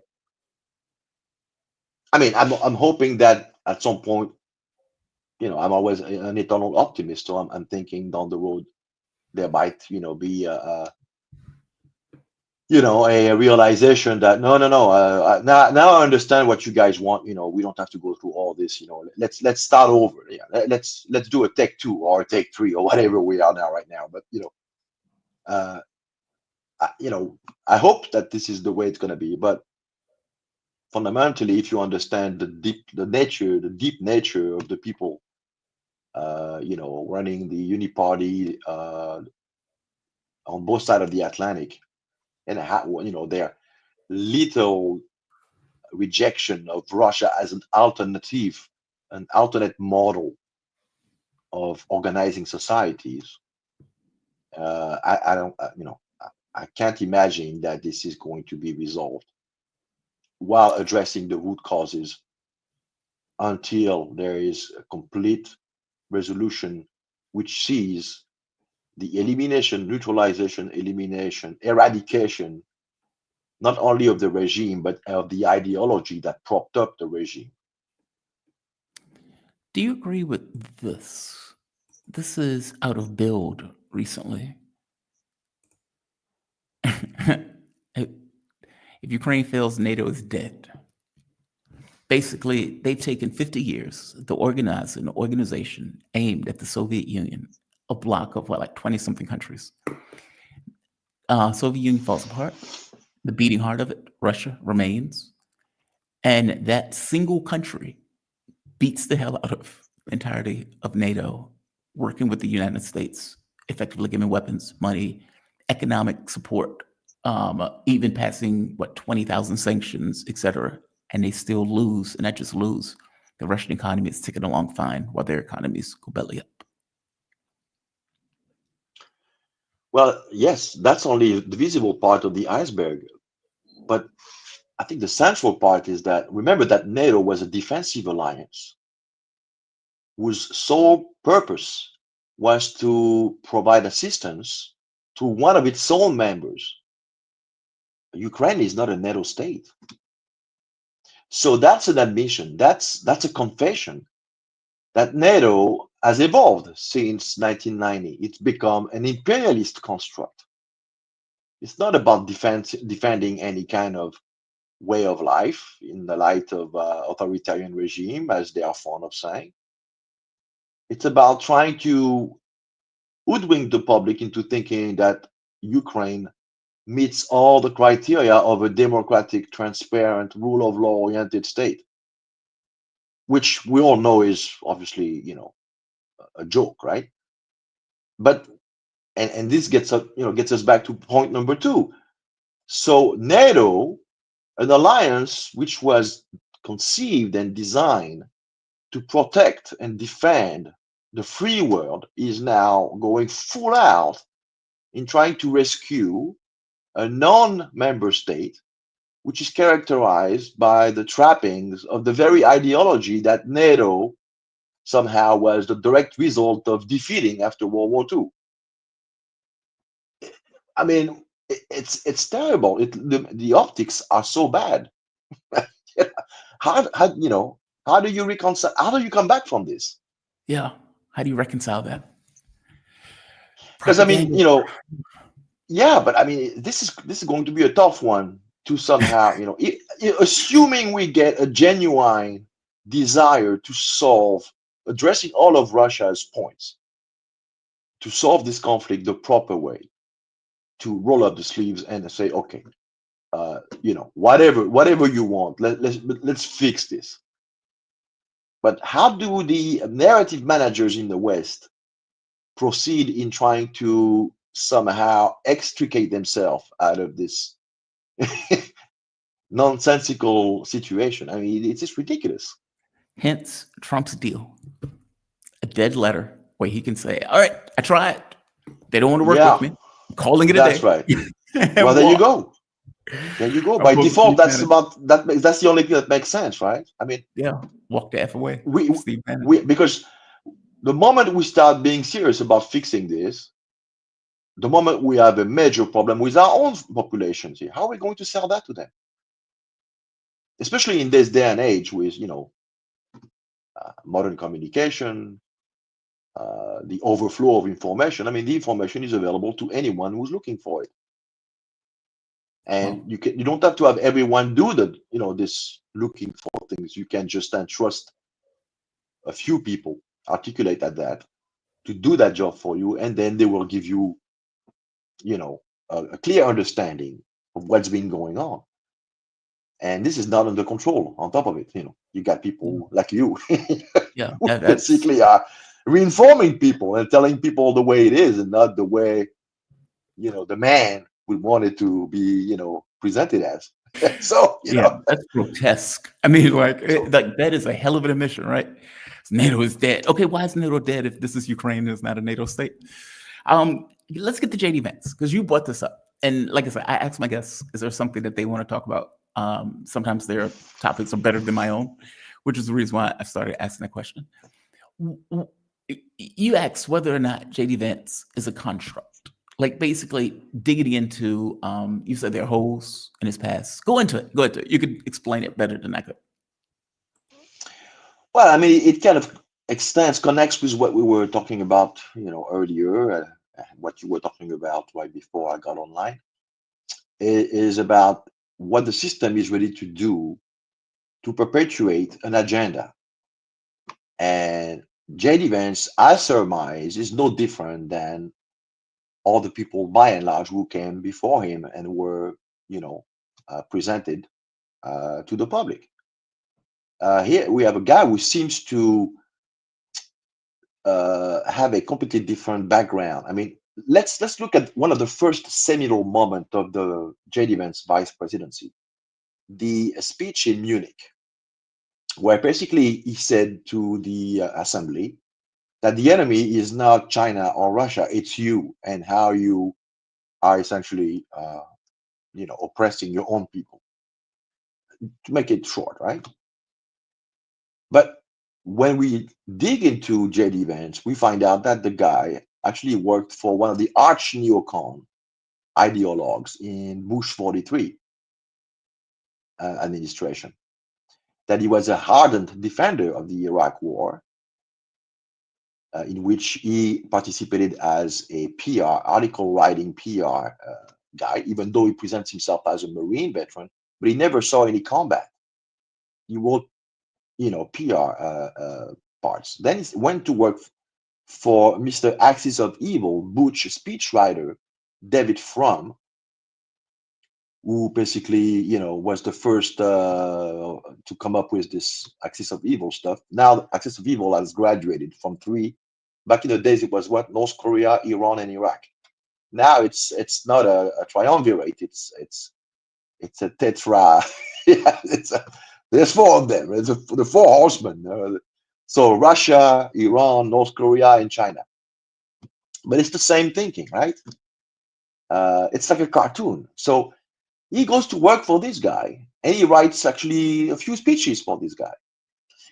And Fromm presents him to Peter Thiel, with whom he went to school in Yale Law School. Like 90% of congressmen and senators are all lawyers by trade. But instead of going into lawyering, he gets a job to go work in a tech company where, by and large, those who were allegedly working with him at the time when he was there don't remember anything about him, especially don't remember anything about him doing any kind of meaningful work in that sense. At the same time, he starts delving into venture capitalism, and he comes up with over 100 million investment into a company, but that investment is from Peter Thiel. So Peter Thiel, at every step of the way, is there to provide him with a landing hand, get him in a job, because Peter Thiel is the one who gets him a job in the tech world. And down the road, when he decides to run for Congress, Peter Thiel is his largest donor. So without Peter Thiel, J.D. Vance, and J.D. Vance turns out is not his real name. He adopted that name when he was 30. He's a complete construct. Wait, J.D. Vance is So his he real was a name? neocon. He was a neocon, and the idea was David Frum, back in the days, we're talking about the late 2000s, early 2010s, Uh-huh. said of him that this man was going to have a national destiny one day. So when somebody like David Frum says that, is that they've got you're one of their protege, right? I mean, they're prepping you up. You're And saying the you're idea, being groomed, basically. he was being groomed, exactly. And remember that in 2010, we were right in the throes of the Tea Party insurrection within the conservative movement. The neocons were extremely scared of this kind of native insurrection. And they decided that they needed someone who looked like them, that they could control, so that they could somehow promote the moderate within the Republican Party. And that was the initial game plan. Until 2016, Trump showed up and put all those plans to smithereens.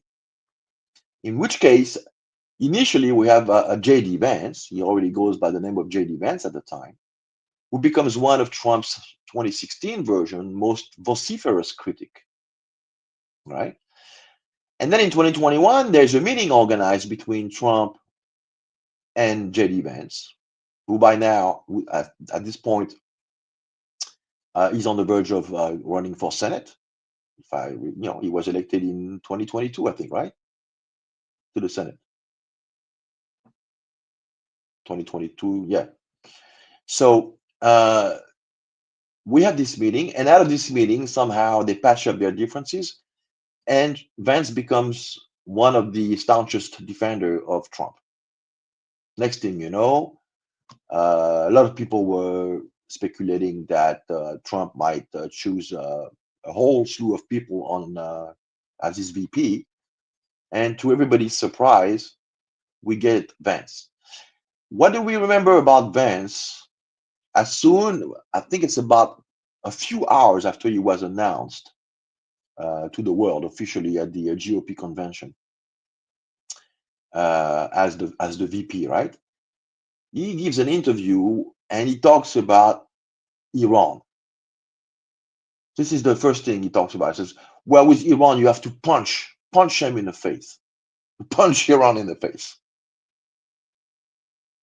So this is a guy who basically, remember when he comes from the neocon background, he was propped up and groomed by neocons. The neocons were trying to use him, and that's how they groomed him, using that biography of his hillbilly celebrity or something.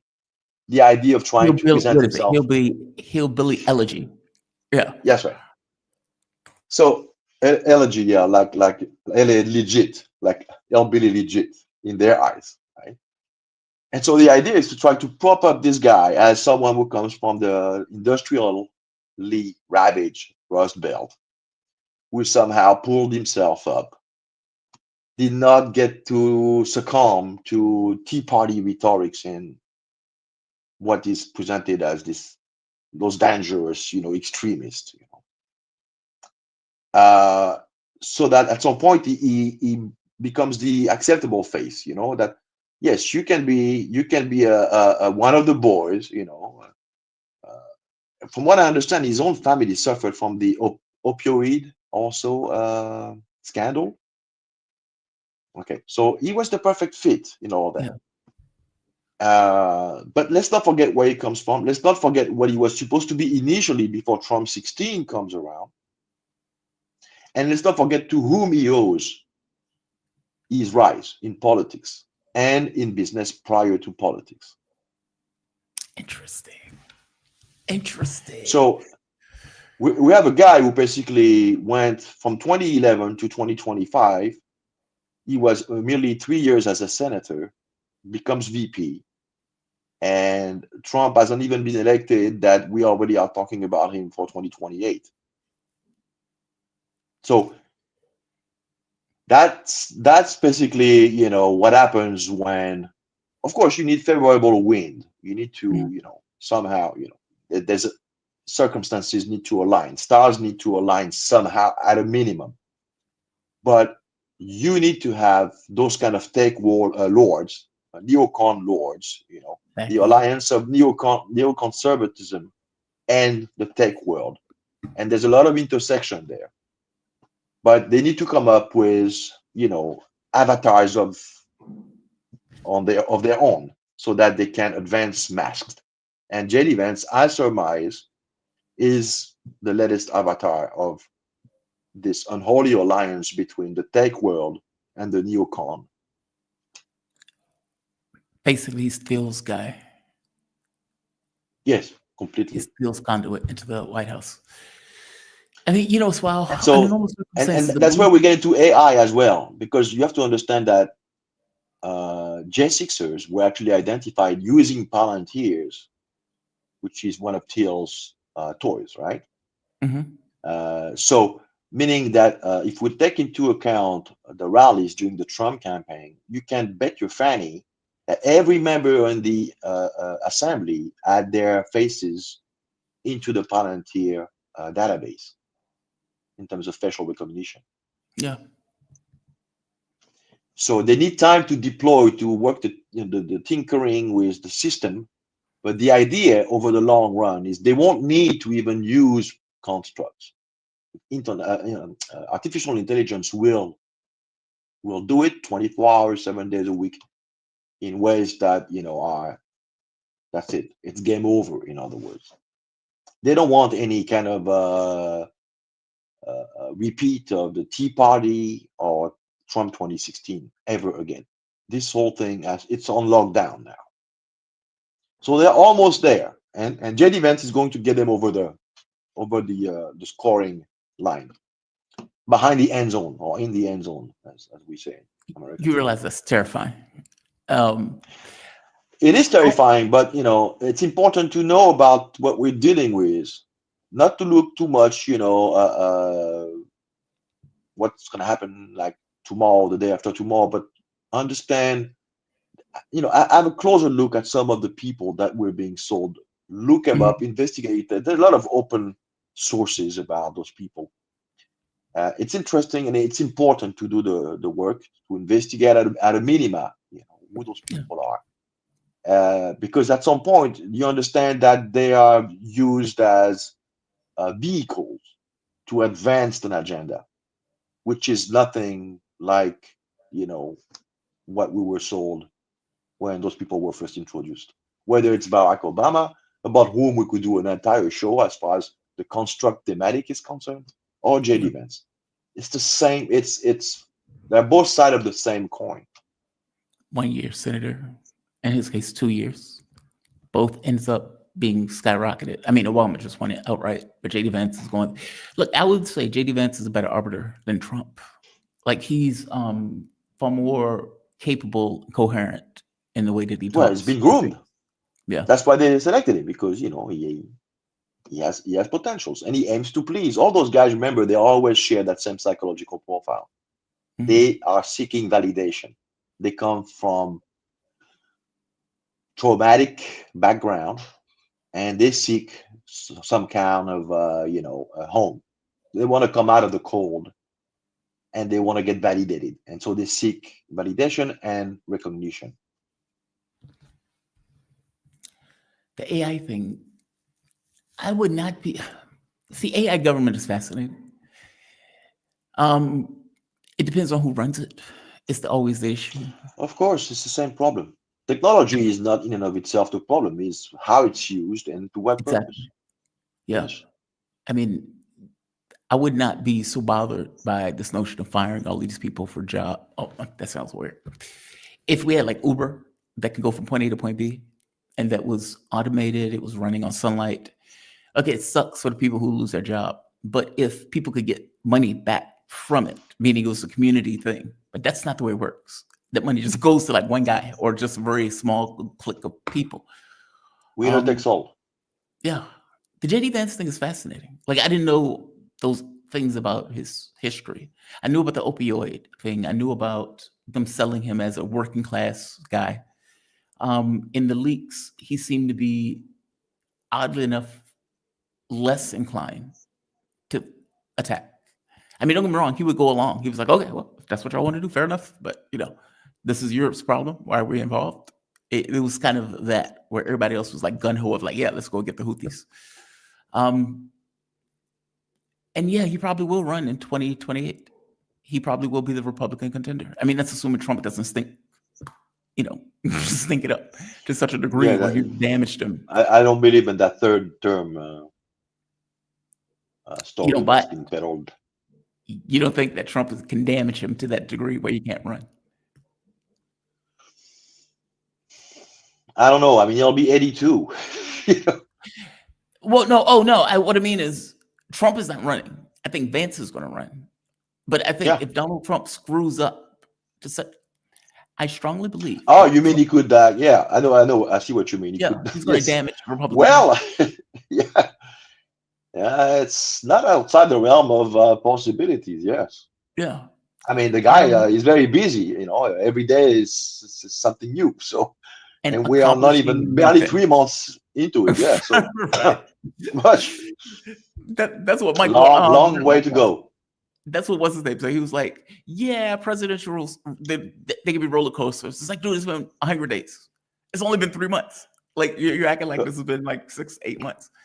Arnaud, man. But what I'm saying is you could have there's so many people that you could get to promote, the Rand Paul, his father before him, Thomas Massey, constitutionalist, right?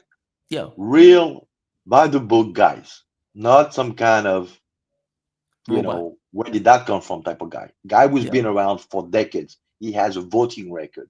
He's published speeches. He's written articles. You know what his positions are on a multiplicity of thematics. That's, this is the way you should promote a candidate for the ultimate executive office. Not some kind of, come out the blue candidate. Yeah. Arnaud, just by 2 cents. I really appreciate this. And again, I'm sorry for the short notice, but thank you for joining me. Arnaud Develay. He is author, political analyst, and international lawyer specializing in international criminal law. His book, Foreign Entanglements, Biden, Ukraine, and the Fracturing of the American Political Consensus. Thank you for this. You be safe, okay? Thank you, Jamal. All right. I would like to bring on a guest that I am very happy to have a conversation with. I'm joined with Colonel, I was about to say professor, but Colonel Lawrence Wilkerson. He is distinguished visiting professor at the government and public policy at the College of William & Mary in Williamsburg, Virginia. He also taught for 6 years at the University Honors Program at George Washington University in Washington, D.C. He is also, and probably best known as, retired United States Army Colonel and former Chief of Staff for United States Secretary of State Colin Powell. How you doing this morning? You doing okay? I'm doing okay. I'm retired from William and Mary, so you can drop that from Oh, I need to drop that. Okay, retired from Wilmer. I'm going to remove that. just so I don't get a call from them after this afternoon. Fair enough. I will remove that from the bio. But thank you for joining me, though. I really do appreciate it. Good to be with you. There are two main points, or two main stories that I want to hit. One has to do with, both have to do with the presidency and what goes on behind the scenes. One has to do with a story coming out from Israel. I think it's Channel 13 News, going after and talking about Joe Biden and what Joe Biden effectively allowed. What Israel was even shocked by themselves at what Joe Biden was allowing. And the other one has to do with the deal that Donald Trump came up with that he's calling a peace plan, that I cannot tell whether or not he's being serious about it being a peace plan. He said it's his final offer. Neither side is going to accept it. And I can't tell if he's putting that plan out with the idea of entirely to walk. Basically, I'm done with this. I need to show that I actively tried to bring the sides together. Europe hates it. Zelensky can't sign it because they put a bullet in him. And Russia is not accepting terms from the loser in the conflict, in which case they're putting out their own terms. So I'm skating and I'm going to China because I want to pivot to the Pacific. I cannot tell what he's doing, if he's serious about this being his plan. But let's step into the first one, the Israel one. They point out in this article that Israel itself was shocked that Joe Biden at no point really pushed back on him. They said, thank God Joe Biden was president during this time, because, basically they would not have been able to get and go for a year if it wasn't for Joe Biden being as weak as he was in the presidency.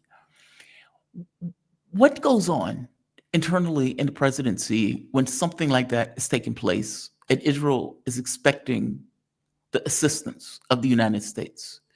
Like, certainly the president has power. I mean, even in that article, they point out that the president had power. He could have, I'm not giving you weapons. They even talked about Joe Biden potentially giving a speech, but backed away from giving the speech at the last minute. He didn't necessarily want to do it. Even when he was going to do the 2,000-pound bombs, he did it. Netanyahu humiliated him after he did it.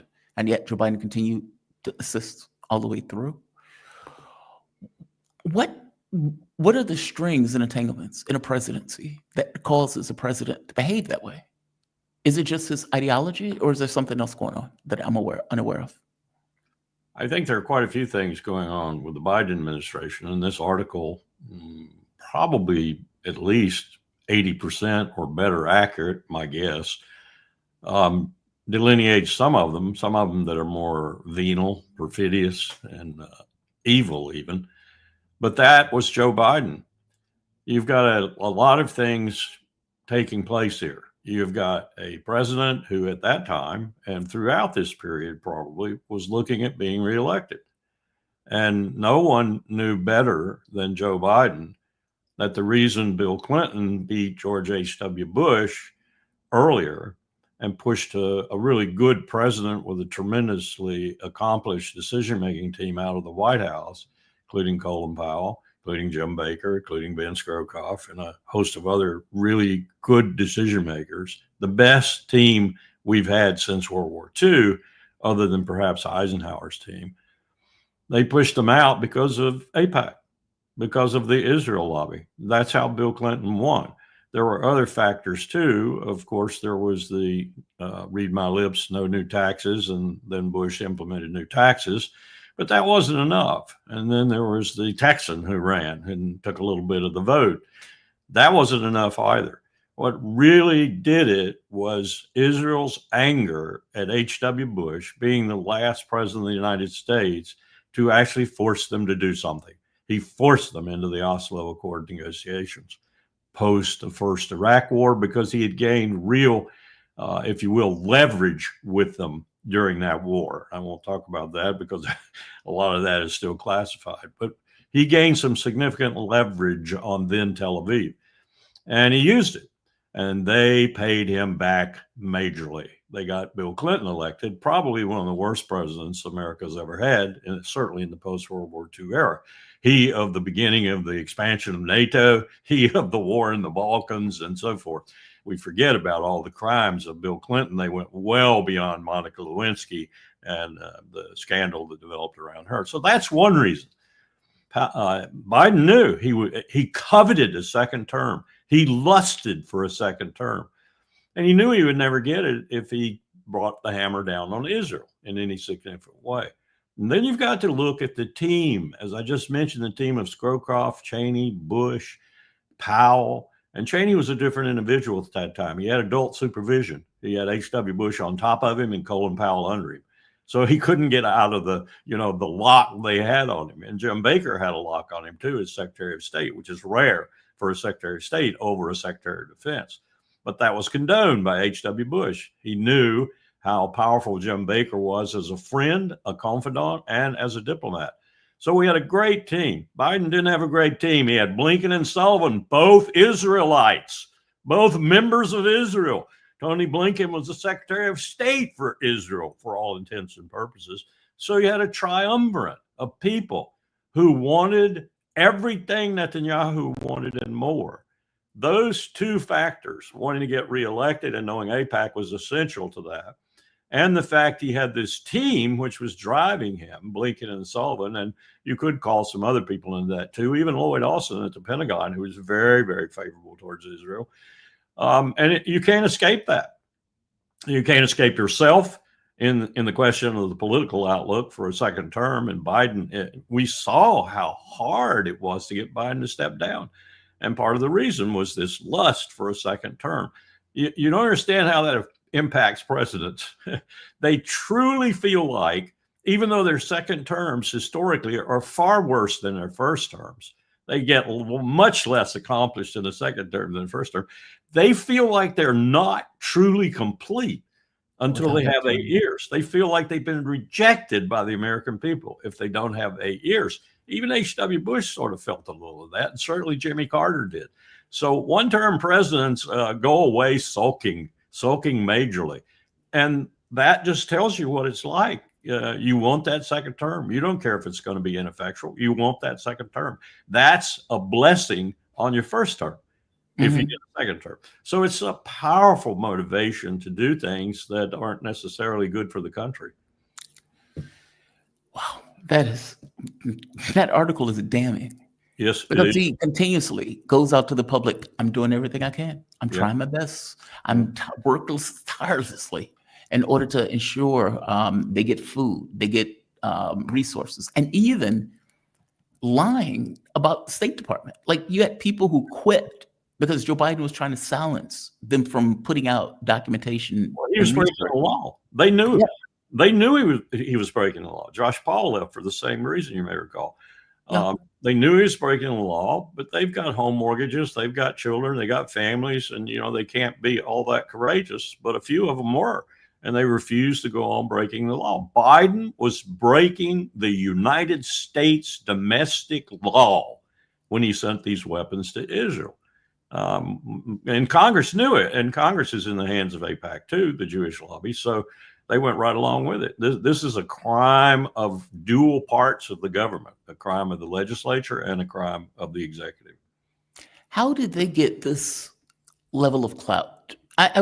Earlier, before you got here, I played a video from Richard Nixon where Richard Nixon was talking about basically the Jewish lobby. Right. And he was very clear. He says, look, there are times where there's a difference between what is an interest of America and what is an interest of Israel. He says, I understand that what happened in the Holocaust, they want to make sure that Israel is intact. I don't have an issue with that. But the job of a president is to be different. That is not the way presidents function today, though. Every president, all the way up to H.W. Bush, as I said, in some way or form, very openly or in many times covertly, brought the hammer down on Israel when they got to the point where they were impacting negatively American interests. They brought the hammer down. Ronald Reagan brought the hammer down majorly when he sold AWACS and F-15s to Saudi Arabia over the vehement objections of Israel. Others have done similar things until William Jefferson Clinton. And what Clinton did was even more, in my view, maligned than some of the things that happened after him with Obama and my President Bush and others, Trump included, and Biden. What Clinton did was act like he was for the Middle East peace process. He and Madeleine Albright, who was out of her element the whole time, the real person was Dennis Ross. Dennis Ross was working for Israel. But Bill Clinton knew Dennis Ross was working for Israel. Dennis Ross has always worked for Israel. He's a spy in the midst of the middle of our most intimate discussions about the Middle East. Bill Clinton acted as if he and Yasser Arafat, his counterpart, if you will, and Madeleine Albright and others in the business of the Middle East peace process, the roadmap, the two-state solution and so forth, was going to be brought to fruition. He was picking up where Carter had left off. Carter had achieved a peace treaty with Israel's most formidable enemy, Egypt, and Carter had that famous handshake with the two leaders, and he was going to pick up where Carter left off. Well, it was all duplicity. He was working with Ehud Barak, then the prime minister of Israel, to make it very public that he was doing this to gain all the support he wanted from the other wing of the Democratic Party, that wing that now is decrying the genocide in Gaza, led by Bernie Sanders. And that wing of the Democratic Party that shows a little bit of the old Democratic Party, the progressive liberal nature of the Democratic Party. Bill Clinton was appealing to those people because he needed both sides. He knew that for his second term. So he's going through this process all to fool Arafat, the Arabs, and to turn it on them at the end, which he does very cleverly. Israel has its entire propaganda campaign, which is phenomenal, all ready to go. They're probably the best propagandists in the world. They lie through their teeth with impunity and with, looking like they're God's own disciple as they lie. Just as they're lying right now about half the things that are going on in Gaza. And what they did was they blamed the failure of those negotiations on Arafat and the Arabs. And Arafat, the Arabs walked away from it like, we've been struck by a Mack truck. Holy mackerel, we thought we were making progress, and all of a sudden we're pulling out and nothing's going to be done. In fact, it's going to be even worse for us afterwards, and we're being blamed for it. And Clinton and Barack designed that. So with Bill Clinton comes tragedy for the empire, and it continues, I'm sad to say, through subsequent presidents, including Barack Obama. Tragedy for the empire. Barack Obama's major tragedy was doing Libya on the advice of Hillary Clinton and Samantha Power. He was very regretful of that. When I met with him in the Roosevelt Room in his last year of his second term, his first words to me were, there's a bias in this town toward war. That's a quick quote. I put that to the head of my syllabus at William & Mary. There's a bias in this town toward war. Barack He didn't Obama. notice that? He didn't know that? Like, what I mean by that It took him 7 years to figure it out. That's right. It's like, how did it take him 7 years to figure that out? One of the, God, man, this is going to lead me to Iran for a bit. One of the most interesting things is Wesley Clark. And Wesley Clark pointed out they're going to take down 7 governments, X amount of time frame. Of course, it didn't take the 7 years that they thought. But they did exactly that, regardless of the president that was in office with Iran. They started the process. Exactly. And that's what I want to get to the end of it. The Project for a New American Century. Yeah. And they enacted that. I had a conversation with a gentleman on the show, and he was pointing out, he says, look, this stuff is playbook. Like, in the same way that they did that during the Bush era, where they went through country after country after country, regardless of the president, they got the ball rolling, and they kept the ball rolling, whether it was Obama, whether it was Trump, whether it was Joe Biden. It didn't matter who it was. They still went with that process. And now you have Trump, who has surrounded himself with whack jobs, neocons, and just outright Zionists. I mean, lunatics who think Jesus is going to return in Israel. And he says, okay, I'm going to have a peace process. And then what it seems like are the demands of the peace process are escalated. Whereas Witkoff initially was like, okay, well, 3.6%. Okay, that's more of a JCPOA type thing. Then you get Rubio coming out, who is far more insistent. No, we need a Libyan model. We need to get rid of all of it, which is effectively what Netanyahu was saying. Donald Trump is backing this.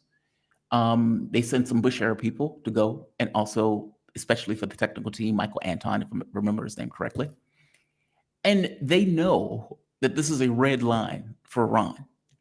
Now, there's a document called Path to Persia that spells some of this out, effectively negotiate, and it let Israel do an attack where you can say, well, we tried to negotiate. We did everything we could to negotiate. Is that how Washington works? Like, meaning, regardless of the president, regardless of the administration, that there seems to be a thread that goes through what is happening. I got to be honest, I'm very skeptical of the peace process that has taken place with Iran, because I've seen all of these governments collapse. Libya, Sudan, Iraq, Afghanistan, etc. All of them were invaded. All of them were attacked. And I know Iran is different because this is not 2008 or this is not 2016 when Trump was in the first time around. This is not your daddy's military either. Yeah. This is not your daddy's military. This military will get defeated if it attacks Iran. Really? You strongly believe it? I strongly believe that. I've done the war games. I've been in the war games. I've looked at the what the Soviets used to call the correlation of forces. The Iranians have the advantage in the correlation of forces. Not only that, Russia is now on the ground there with advisors, with new equipment training teams, putting them in the latest fighter aircraft, giving them the latest air defense systems. Russia is on the ground. Russia has a defense agreement to a certain extent. I would call it a security agreement with them. And that security agreement essentially says that it has to be an attack, a blatant attack on Iran, which it would certainly be if Israel and the United States suddenly decided to attack Iran. Then Russia will come to their aid. China has more or less said we'll be behind Russia. So we have a very different situation. And I think that's one of the things that has caused Pete Hegseth, for example, at the Defense Department, to become really embattled at the Pentagon, because there is a segment in the Pentagon lingering for many years, certainly lingering from Lloyd Austin's time at the Pentagon, that wants the war with Iran and doesn't understand what I'm talking about with regard to the correlation of forces. They think the American military can beat anybody on the face of the earth, which is pure poppycock. We can't even recruit sufficient soldiers for our army to take on, let's just pick one, the one we're bombing mercilessly right now, which, like the IDF, we like to do because we are virtually immune as we fly these airplanes and drop these bombs. Yemen. We couldn't invade Yemen, Jamal. We couldn't. We could not invade Yemen without being cast back into the sea. It's that simple. We don't even have sufficient bottoms in the Navy to transport sufficient Marines to make an amphibious operation in Yemen. If we did, we'd get tossed back into the water. That's how weak we are right now. And this is one of the grave situations that concerns me, because we aren't weak in one area, one very significant area, nuclear weapons. Yeah. And we're going to put ourselves into a conventional conflict. You know, why are we doing these things by proxy? Why are we letting Ukraine fight Russia for us? Why are we letting Israel fight the Arabs for us? Why are we doing these proxy wars? We're doing them because we know if we get them, we'll get roundly defeated. We're being defeated even using a proxy in Ukraine. And Israel is about a week or two, I would guess right now. Haaretz this morning is full of it, away from a civil war. The way Haaretz framed it is Jews killing Jews. Yeah. Yeah, Lapid mentioned that. We're very close to that. We're very close to that. And this business of, they just dismiss the firing of Ronan Bar, the head of the Shin Bet, their FBI, if you will. And they did that because they didn't want a case. They didn't want anything to show legally what they had done. And he resigned in order to keep them from having to do that, to go ahead with the case that he was bringing in the Israeli legal system. At least that's the way Haaretz explained it this morning. So they know that they're sitting on a powder keg, and they're trying to, get the fuse and dampen it a little bit. But I think it's beyond that. I think they're going to have a civil war, and I think they're going to be killing each other. And this is the end of Israel. This is the end of Israel as a liberal democratic state. I think it was already ended. It was an apartheid state, not a liberal democratic state. And this apartheid state and this bloody conflict in Gaza, and we must remember too, in Lebanon and now in Syria, is coming to a conclusion that the IDF is way overextended. It's got people leaving. It's got 7,600 cases, according to the Rehabilitation Division of the IDF, of PTSD. It's got 16,000 plus casualties now. This is not what Israelis, generally speaking, signed up for. And they're beginning to understand that the thing they came to Israel for, ultimately, the original settlers, if you will, and I don't mean settlers as in the West Bank, I mean people who came to Israel as a state from 48 forward and before even, were looking for a safe haven for Jews. It ain't no safe haven. And it's dawning on even some of the most rabid Zionists that it isn't a safe haven. Now, the way they're reacting to it is, of course, we got to kill more. We got to kill more and more and more and take more territory and build up more of a buffer zone and such. And that eventually means investing Syria, Jordan, and perhaps parts of Egypt. And that's serious thinking by some of these more rabid Zionists.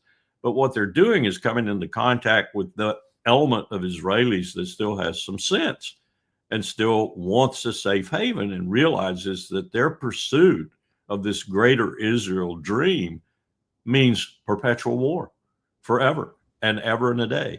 There, how many Arabs are there? Count them up. You're talking about like billion people. 22 Arab states. Yeah. They may seem feckless. They may not seem to be able to do anything, but Hamas is proving, the Houthis are proving, Al-Ansar is proving that if you stand your ground and you do something, you can beat the IDF. And they're demonstrating that decisively. And that's always been Israel's goal, is to maintain that aura of invincibility. They call it deterrence. That's the reason they went on CAS-led. For example, you may remember I had a student in my seminar at George Washington who told me all about CAS-led because he was a lieutenant in CAS-led. He was an IDF member in CAS-led. Interesting. Their orders were to go in and kill everything that moved. Babies, women, children, dogs, cats, kill everything that moves because we've lost deterrence. You remember Hezbollah really handed them their rear end in July 2006, I think it was, sometime back then. And they needed to reestablish deterrence. So they did it in Gaza. They went in there and killed everything in sight. That's how they do things. And that's how they keep that mystique of invincibility. But it's deteriorated. It's deteriorated majorly. And I think it's deteriorated to the point where many Jews within Israel recognize it. And they're in a quandary now as to what to do, but they're also extremely angry about the hostage business and about what Netanyahu has done to their state. And I think you've got some elements in there that are pretty much willing to go to the streets over it. And if they go to the streets, it's going to be, as that headline said, Jews killing Jews inside Israel. Wow. I want to move to, and I guess this will be the last one more time. Yeah, this will be the last one. I'll just one last question. Let me make one more comment, if you don't mind. Please, no, please. Your comments about Iran play into this big time because our unified command commander, Central Command, has been planning with the Israelis to attack Iran together. Exactly. The IDF and us. And he's very irritated. This is part of Hegseth's trouble, too, because Hegseth is against this. But he's very irritated, and he's got contacts in the Pentagon and contacts throughout the military. He wants to go on with this war. And Witkoff, right now, through 2 meetings and a third proposed, is not going along that line. Witkoff is going along the line Trump wants him to go along, which is, in essence, to achieve a peace treaty. Not a peace treaty, but a nuclear agreement with Iran. Oh, so see, that's the part that I don't know what's in Trump's mind, and that's what gets me. And No it goes one to does. I'm not sure Yeah. Donald Trump knows what's in his mind from Monday to Tuesday. because when you read a document like Path to Persia or Project for a New American Century, you can see the strands of it. But then Trump sidelines the State Department and sends Witkoff, a realist, to item by item by item. It's like, go out and fulfill my vision. And then catch becomes, okay, well, what is that vision?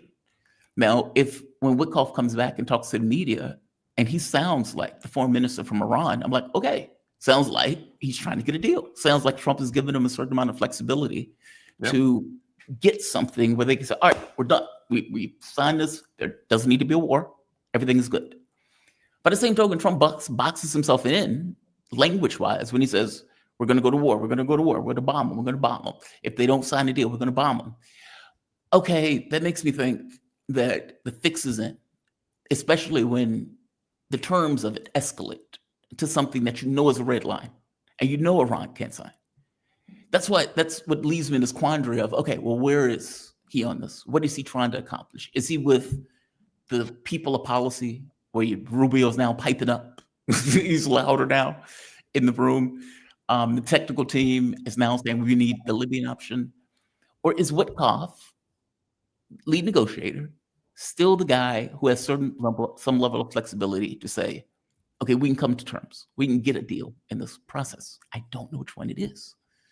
I don't either, but I do think what I'm seeing is signs that Rubio, as a neoconservative par excellence, has been sidelined majorly. Witkoff is the real Secretary of State. Look at his portfolio. He's doing Ukraine, he's doing Gaza, and he's also doing Iran. Yeah. What is Rubio doing, you ask yourself, other than dismantling the State Department? So Trump has to get around Rubio, and he does that via Steve Witkoff. And he has to get around his national security advisor, Mike Waltz, because he's a neocon par excellence also. Right. Waltz is probably one of the people leaking information about how Trump wants a war rather than a peace agreement. Now, what it could be is this is a very amateurishly orchestrated campaign of bad cop, good cop. Witkoff being the good cop and Rubio and Waltz and others being the bad cop. Somewhere Hegseth has got in the middle of that and got lots of people in the Pentagon, because he's in the middle of it, wanting to get rid of him. That's what's happening with Hegseth. This campaign to try and get rid of him is orchestrated mostly by the neoconservatives who want war with Iran and see Hegseth as siding with the president, no war, want a peace agreement, as being anathema. So they want to get rid of him. There are other reasons too. There are people who think he's a bad manager and so forth. But I suspect Hegseth will be the first cabinet officer to go, because this is a really hotly contested affair right now in the Pentagon. But it bespeaks the amateur hour nature of Trump's administration. But you could make an argument that what that does is present, and Trump says this from time to time, it presents an aura of uncertainty to those with whom you're negotiating with that helps you in the negotiations. Now, that only goes to a point, and look at Ukraine. That point has become, that point's been reached with Putin and Sergei Lavrov. They're sick and tired of it. They've won the war. They don't want to give in on anything, and I don't blame them, because they've had a lot of bloodshed and they've won the war. The war was started by the United States. The United States was using Ukraine as its proxy to try and hurt Russia. It failed. We need to admit that and move on. I'm not sure Trump can do that. I'm not sure he's a big enough man to do that. And when I say that, I mean a man who understands diplomacy to the point where he's willing to take a political blow like that, because it will be a political blow with that part of the bureaucracy and the political world that wants us to persevere in Ukraine. But that's becoming less and less. The polls show that fewer and fewer Americans are supporting the war in Ukraine and want it over. So if he's looking at it from a political point of view, it's a positive that he wants to end the war, but he's got to be willing to eat a little crow. And I'm not sure Donald Trump can do that. Well, I'm wondering if the peace deal that he put out there is his way of doing that. Not eating crow, but all right, I tried to negotiate. They don't want it. They don't want it. I'm out. I'm pivoting to China.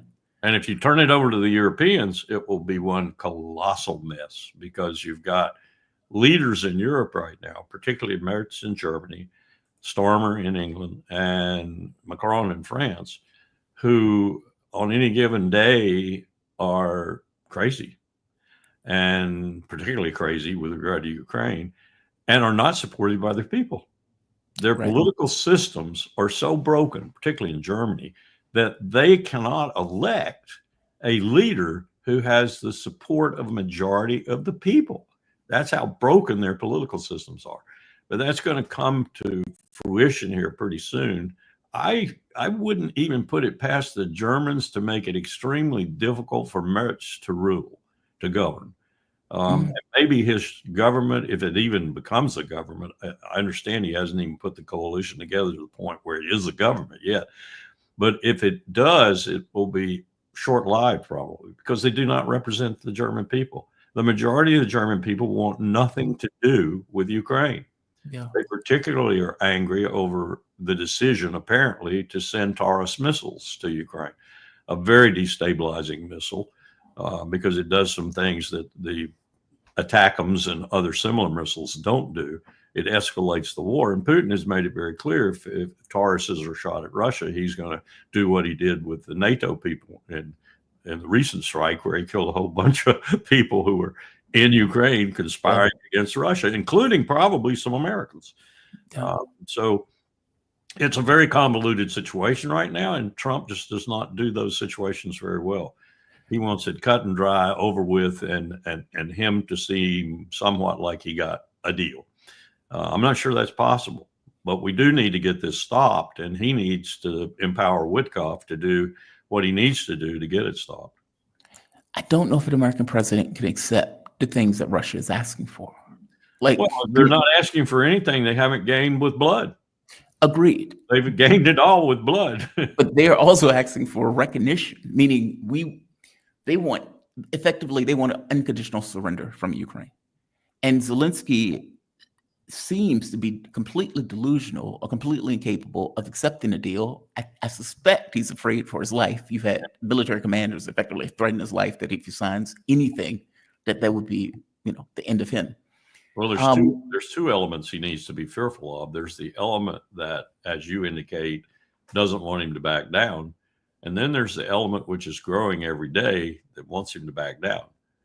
Now, it just happens to be that element is probably less apt to assassinate him than the former, but they might. and we'll know, because I think he has a pretty good Mossad element, and perhaps others around him in terms of intelligence. When we see him get in his Bugatti and drive to the other direction, and maybe to Paris or where, then we'll know that he's figured it out. And the Bugatti trunk will be full of U.S. $100 bills probably as he goes. Yeah. How long do you think the Ukrainian military can last going forward? I mean, you may not even know the answer to this. They're done. They're toast. This wrap-up operation in Kursk took the last 70 to 80,000 of them almost to a man. Yeah. And it took them in a bloody, bloody fashion. They were the last really high-quality soldiers Ukraine can field. They were the strategic reserve. Now that is destroyed, utterly destroyed, gone. There's nothing left for Ukraine to do except fly a drone here and there and maybe hope for Taurus missiles and, perturbate this or that aspect. But Putin has made it very clear, if that happens, he knows it's NATO behind it. He knows it's Washington behind it, or in this case, Germany. But I'm told that the Taurus, to reach its maximum capability, it needs some of the NATO assets that belong to the United States, really. We call them national technical means. So this would be an escalation in Putin's eyes that might cause some real blows coming back the other way, and he's capable of delivering them, as he just showed. Yeah. The idea that this was civilians that he killed is poppycock. If they were civilians working for the DOD or civilians working for some other NATO security establishment. Colonel Wilkerson, I deeply appreciate you joining me for this. And I know the audience appreciate it. I saw somebody said, this is real military analysis. This is great. No, I really thank you for this. Colonel Lawrence Wilkerson, he is, let me see, I'll go to the other one. He taught for 6 years at the University Honors Program for George Washington University in Washington, D.C. He also is probably best known as retired United States Army Colonel for former Chief of Staff for Secretary of State Colin Powell. Thank you for this. I really appreciate it. Great conversation. Thank you. You could also say I taught it for 16 years at the College of Wilmer. 16 years. That is a hell of a pedigree. Yeah. Well, 2005 to 2021. Go ahead. Okay. Well, take thank care. you for this. I deeply appreciate it. Thank you. Be safe. All right. We have come to the end. I think, what time is it? 3:37. Okay. Let's go to the chat. I may end it a little bit early. I got to be honest. I am dragging ass this morning. I am here. I'm still doing the job, but still dragging ass. Laugh 66. Jamal, just a suit jacket, shirts, ties. You could just be wearing boxers at the bottom half for anyone knows. Who said you even need to have on boxers? That's my take. Jamal, you're doing a great job. Thanks, Mama Thomas. Wish Cherie a happy birthday. Get you a cup of coffee. So this is what Wilmer Leon did last night, by the way. This is where she's getting this from. I'm telling her. Dr. Wilmer Leon, Cherie was on the show. I wished her a happy birthday. It seems like other people realize, oh my God, it's her birthday. And Dr. Wilmer Leon just leaned into it. He was like, give Cherie, show Cherie how much you love her by giving me money or by giving me a donation. And he started getting donations like all the way through, just back to back to back to back. It's just hilarious. He was shameless. I would have given 4 coffee, but I can only afford to give 2 because of tariffs. Benny Hill, 10 euros. It depends on what type of coffee you're getting, Benny. I mean, that's like 5 cups of coffee, depending upon what kind of coffee. If you dump a cappuccino, fair enough, that's 2. But thank you either way.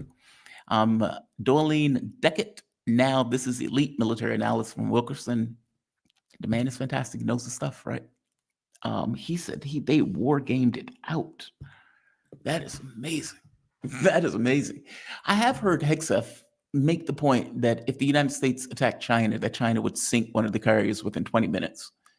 He said that in an interview, and the guy was like, "What? What do you mean? We're spending $1 trillion on our military. What do you mean we're losing?" Yeah, a lot of money. As I always say, what is the return on investment for that money, though? What is the return on investment for that money? That is the catch. Look, I want to thank all of you. Kudos, Jamal, Jano, Troy, Wanda. Thank you, Colonel Wilkerson. He's a great guest. He's a really great guest. There's some guests I don't hit every week because I don't want them to tell me no. I try to let it go by for a couple of weeks and then be like, hey, by the way, would you like to join me for the show? But no, I do appreciate it. That poor girl just lost $5 to get her nails. Don't say that. Don't say that. I don't want her nail money. I don't want her nail money. No, I appreciate all of you. Honestly, I do. A like, a share, all of those things are also much appreciated. So I'm going to end this. I'm going to say like. I'm going to say share. I'm going to say subscribe. I want to thank all of you for joining me.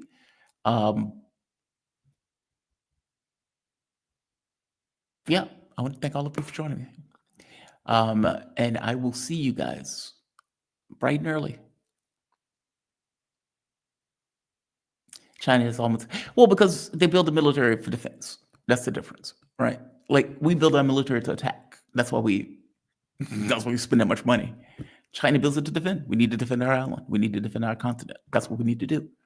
And so yes, we're going to have planes. Yes, we're going to have boats. Yes, we're going to have ships. We're going to have all that stuff. But we don't need to project power around the world.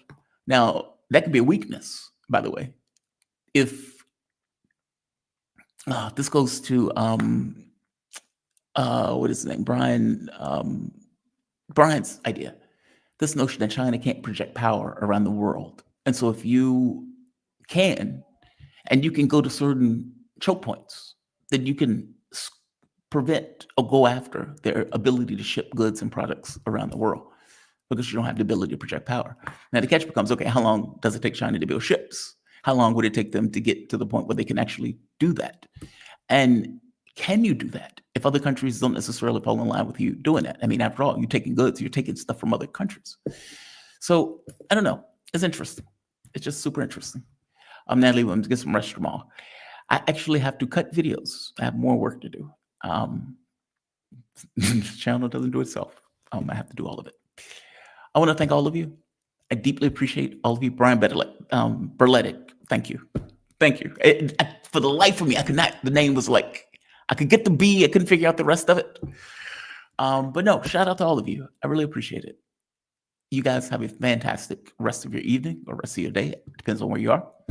And I will see you guys bright and early tomorrow morning. Have a good one all. Be safe. Izzy, he's going to enjoy that conversation. He's going to enjoy that convo. Brian is a fascinating guy to talk to. He really is. He's really good. Have a good one all. Be safe.